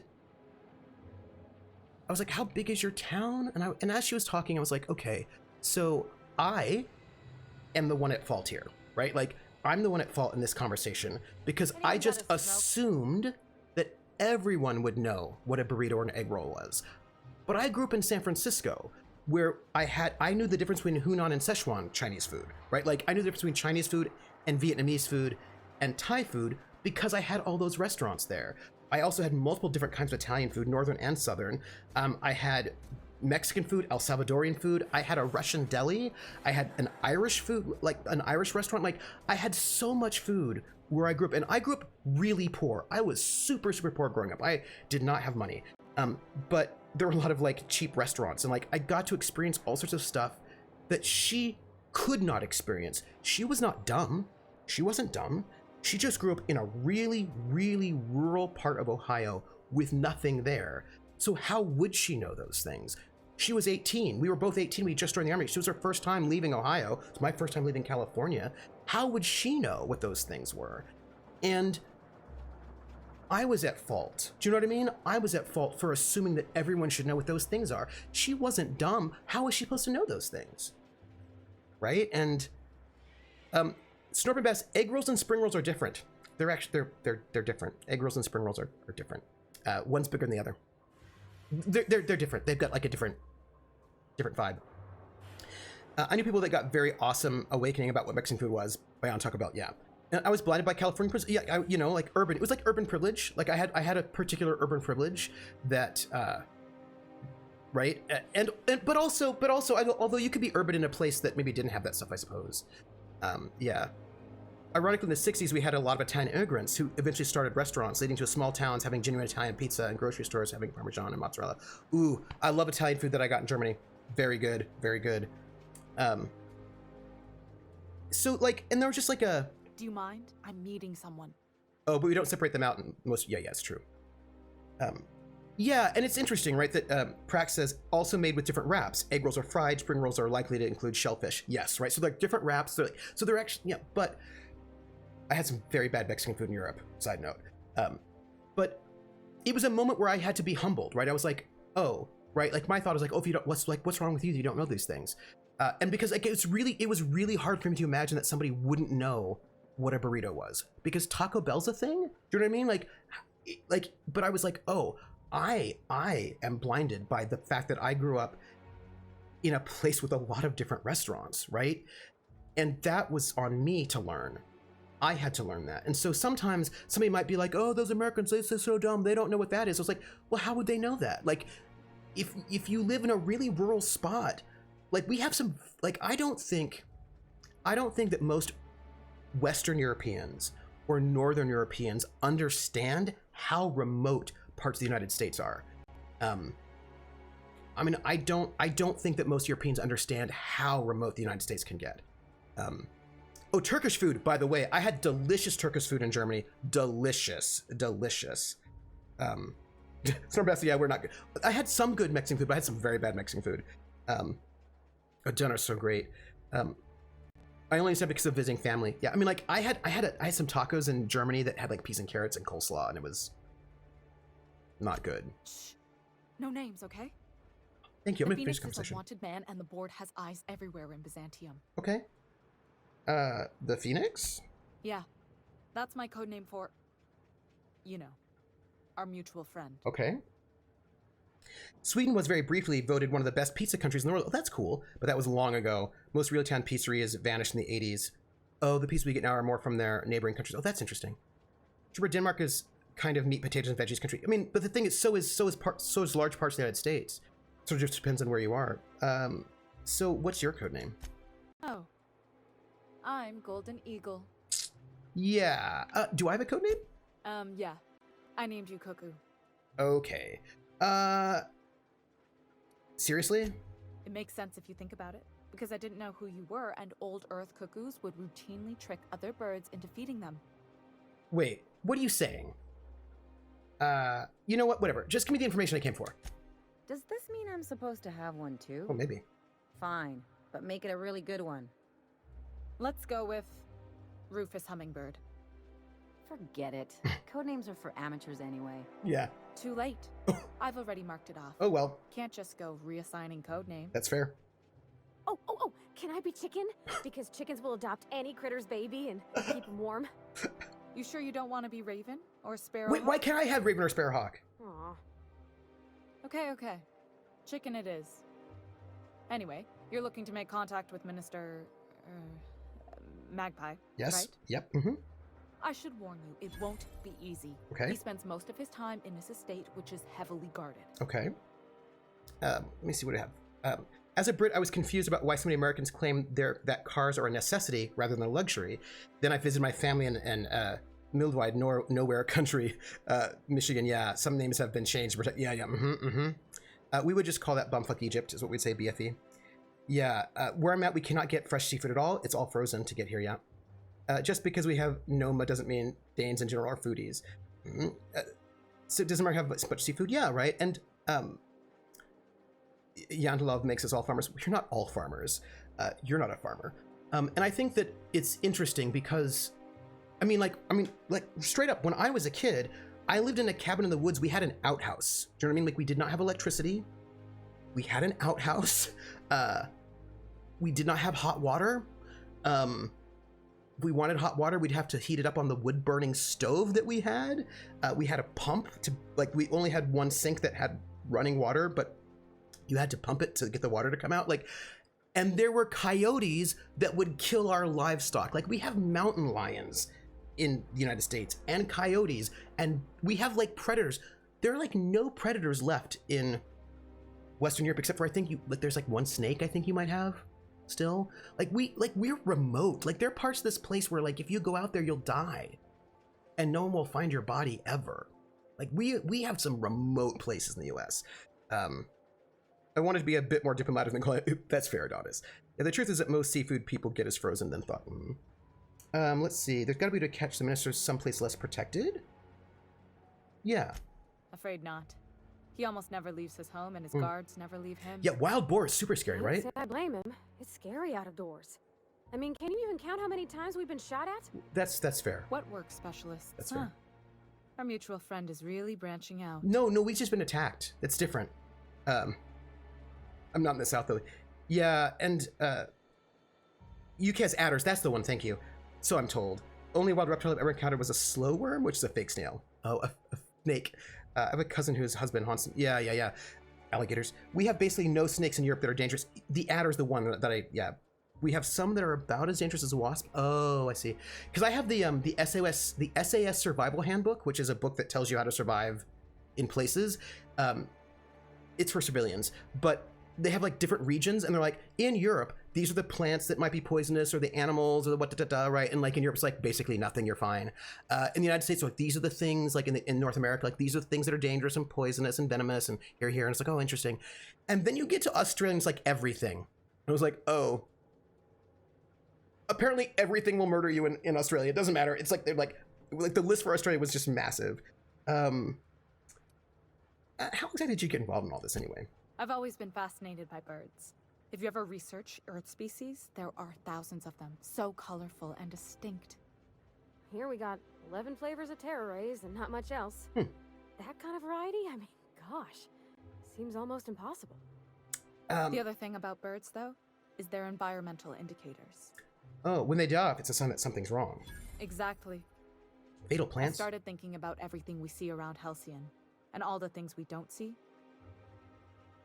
Yes, Krellin. I need to stop talking, then stop talking. By the way, which poisonous plants do you have in Europe? Don't get in the water with kangaroos. Apparently, we'll go underwater if there's a predator in an effort to... Oh, gosh. South America's pretty dangerous. Let's see. Yeah, like what?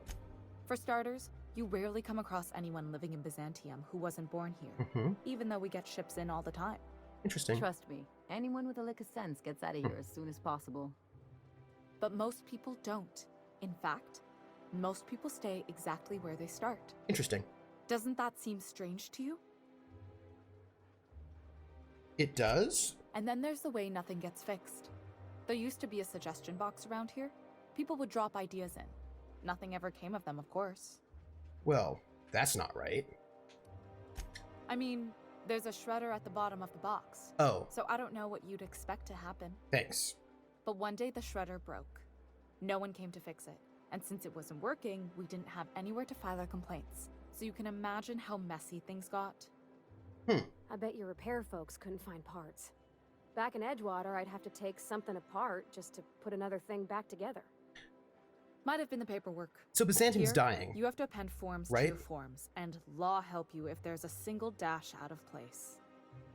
Adana says, I mean, speaking as a spider owner, I always have to step in when Australia comes up as a topic to remind everyone that no spider has a venom that can kill a typical human adult. Plenty of deadly snakes out there, but spiders can't kill you unless you have a reaction. I will just say necrosis, brown recluse spiders, some flesh necrosis. Some spiders are, just necrosis, flesh necrosis. Necrosis. At first, management put up an out-of-order sign, Necrosis. but that just seemed to worry people, like they were advertising something wasn't working. They eventually took the whole suggestion box sign down so that people didn't have any expectations about it. Interesting. But they never fixed it, never replaced it. Doesn't that seem odd to you?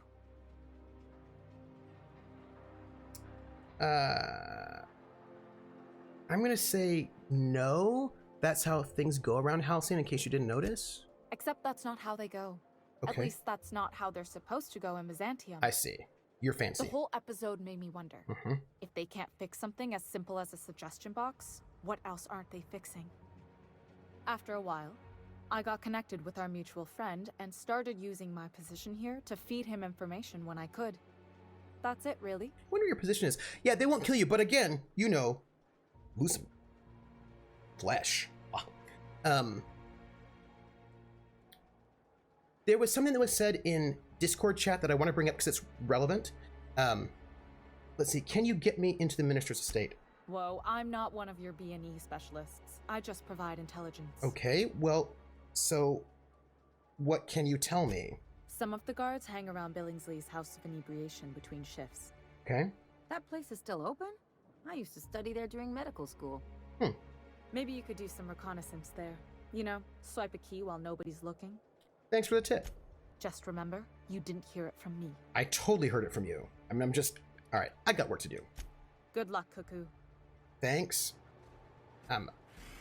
What I'm going to do right now, because we're going to stop, because I'm going to go and get food, groceries is what I get, and shower soap, is I'm going to just... there are two doors. There's this one, which looks off, and this one, and I'm going to stand in front of the door so that I know when we start where we're going. That's what we're going to do. But then I want to say one thing. It's about Australia. And let's save. Overwrite. Yeah, and then come to my chat. Come to the chat. Stay for the chat. All right, so here's what I'm saying. Necrosis is pretty bad, but typically results in injury rather than death, where spiders are involved. Yeah, I'm not saying it's not bad, but then compare them to, say, pit vipers. You know, or apparently platypi are super, super poisonous. All right, so here's the last thing I'll tell you. What I wanted to say was, there was a comment in chat how, like, talking like martial arts, about like every culture, man has figured out how to kill other men. People have figured out how to kill other people. But I was thinking that my understanding, venomous. My understanding is that the Australian Aboriginals didn't. That they did not war with each other. So it's kind of interesting if that's true. I don't know how true that is, but that's what I was told. And if that's true, that means that people who lived on the most dangerous place did not have time to try to kill each other because they're like, this is a super dangerous place. It's very large, it's very dangerous. We're gonna not try to kill each other, which I think is interesting, right? Because that means, and I think there were a couple of other, maybe other groups. Mentally, but usually too busy. Yeah, right. Usually too busy competing with nature. Yeah, and I think the Qung, the Bushmen of the Kalahari, I think they were pretty not as violent as well. I think I think the Qung is another group of people who were also not particularly violent. Then people went and killed them, right? So that's a bit of a problem. So I think that there are groups of people who generally do not just run around murdering people. So I do not think it is necessarily human nature to run around murdering people. We can all be super Pollyanna and be best friends. We can do it. Yes. So look, this is my stream for today. and we got in a full half hour of the game. I want to point it out. We have been responsible. But I should say where you can find me next. And I should turn down my volume. So, humans go to war for resources, or for religion, which is probably also still resources in the end, or for reality TV. Anyway, so here's where you can find me. So first off, what I want to tell you is that the language Trevor Noah can speak? He's colored, so he probably speaks a variant of Afrikaans, probably. No, he doesn't. Trevor Noah is colored. So he's not Kong. They live on game preserves, basically. The Bushmen of the Kalahari, they lived in South Africa, and then black South Africans moved down and started murdering them. And at the same time, like, white Europeans moved in and also started murdering them. And right now, my understanding is that the Kong live basically in like nature preserves. They've been sort of like given like a spot. Yeah. I think resources is how we started, but now it's religion and stuff too. But I mean, a lot of war is still over resources. Yeah, right. Yeah, it's true. And religion might also be about resources in the end. So I can't say. But okay, so this is what I'm doing next. This is the end of my stream week, where I'll be writing a lot. What am I doing next week? So next week, on Tuesday, you know what? I can just make this easier. So next week on Tuesday on Origami Shuriken's channel at 7 p.m. I will be doing episode 2 of 4 of Sleuths, Spacers, and the Fate of Saltmaw, which is a dark matter campaign using Fate, GM by Origami Shuriken. On Wednesday, and on that in that one, I'm playing my sort of awfully earnest sidekick, and I have to see if I can get my voice modulator to work. On Wednesday, I'm playing Witcher Roads Home, GM by the amazing Praxagorthus Mephoria, who the title is Sleuths, Spacers, and Fate of Saltmaw. And Origami Shuriken is like giving us what for, and we had an explosion, and I'm really excited to find out. It's a great cast. It's so exciting, very fun. I'm really excited to see what's going to happen next week. It's one of 4 episodes. Prax, of course, is Prax messed me up last week, and it was my fault. This week, it was my fault because Prax was like, "Hey, what if your boyfriend is like the son of the King of Redania?" I was like, "Cool, neat, like, because that's a problem, because like my character is kind of wanted for some criminal activity in Redania. Nice." And I'm thinking, oh, this is really good. This helps my motivation for not having told him things, because I've not told him who I am. And like, it's been 3 years, so it's a little bit awkward. And you're like, well, how do you not tell somebody who you are for 3 years? There's got to be like a good grounded motivation for that. And I was like, oh, the first year makes sense, right? Second year, okay, but like you probably should have said something by at least year 2.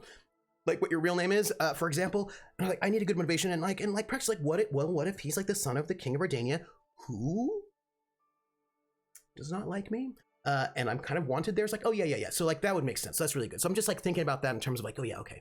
And I did not realize until game that actually means that the sister I've been looking for all this time is also related to him, and I did not get that part at all. I got it on stream. I was like, what? Like, my character didn't realize, and then I didn't realize, and I was like, oh no, this has implications about lying to people. Yeah, I messed myself up. Wait, did I mess myself up? I don't know. I feel like you encouraged it. It was a double realization. It was really good. Thursday, you can find me at 6. No, Thursday I've got a talk. So I've got no stream this Thursday because I'm giving a talk at UCLA to inspire the grad students. Friday at 1 p.m. but the week after, we'll be back with Divinity Original Sin, our Simply Divine. Friday at 1 p.m. will be Aether's Walkway over at Laugh Love Lindy, where our characters are all going to get back together finally. Saturday at noon. Oh, I have one more thing to tell you. I forgot one thing. It's important. Saturday at noon, more Outer Worlds. And then 4 p.m. will be the first episode of Cthulhu Confidential with Algernon Bolden, One for the Money, which is very exciting. Probably 2 sessions or so. And then on Sunday, just like tomorrow, because I have a game tomorrow that you should all come and see, it is Into the Southlands over on Kobold Press, and that starts at 5 p.m. and it's the first episode of an 8-week run where I'm playing a character who, you know, has done some stuff. And I played myself. This is correct, Jer. I played myself. Yes, Temerian Captain Spider-Man. When he pointed at himself, yes, that is what it is. And Kobold this week, tomorrow at 5 p.m. Good evening, Balrog. You came in right at the outro. You did. Yes, and so come and see me on Sunday for Into the Southlands. I've got to trim my wig tonight. Tonight I'm trimming my wig, and I just got some. I'm gonna see if I can do a little bit of magic with ears. And I think that's all of where you can find me. But also, I have socials. If you would like to follow this channel, please do if you want to. You don't have to, you don't. If you'd like to subscribe, please do if you want to. You don't have to if you don't. I'm not the boss of you. But you can also join our Discord. We have a Discord. We are friendly. And we've got some really cool people in our Discord who will just, like, you can learn cool things on our Discord. Mrs. Barentor tells us about gems, which is super cool. We have also someone who's like she's this really cool YouTuber who makes videos about, like, she does HEMA, martial arts, like with European swords and whatnot. And she has cool things to say. Look, we've got so many people in there that are neat. So if you want to go and hang out and hear things, that I would recommend it. You can find me, I'm Trooper SJP. You can find me at Trooper SJP on YouTube, where the archive of these shows are. And when I make new videos, I'm going to make some YouTube videos at some point, and they'll go there because I need to rant about things at some point. And then you can find me at Academic Foxhole on Twitter. And also on Patreon, and that Patreon goes to support the shows. And y'all, we've got stuff coming up. That's it. That's all I'm going to say. Stuff is coming up. That's it. Oh, she's making an amethyst necklace. Ooh. Yeah. Everybody, take care of yourselves. I'm going to go to the store and buy some groceries and then trim my wig and do things with ears. And I will see you all. I will catch you on the flip side. Take care of yourselves. And you're the best. You're the best, everybody. And bye. And yeah, that's it. Bye.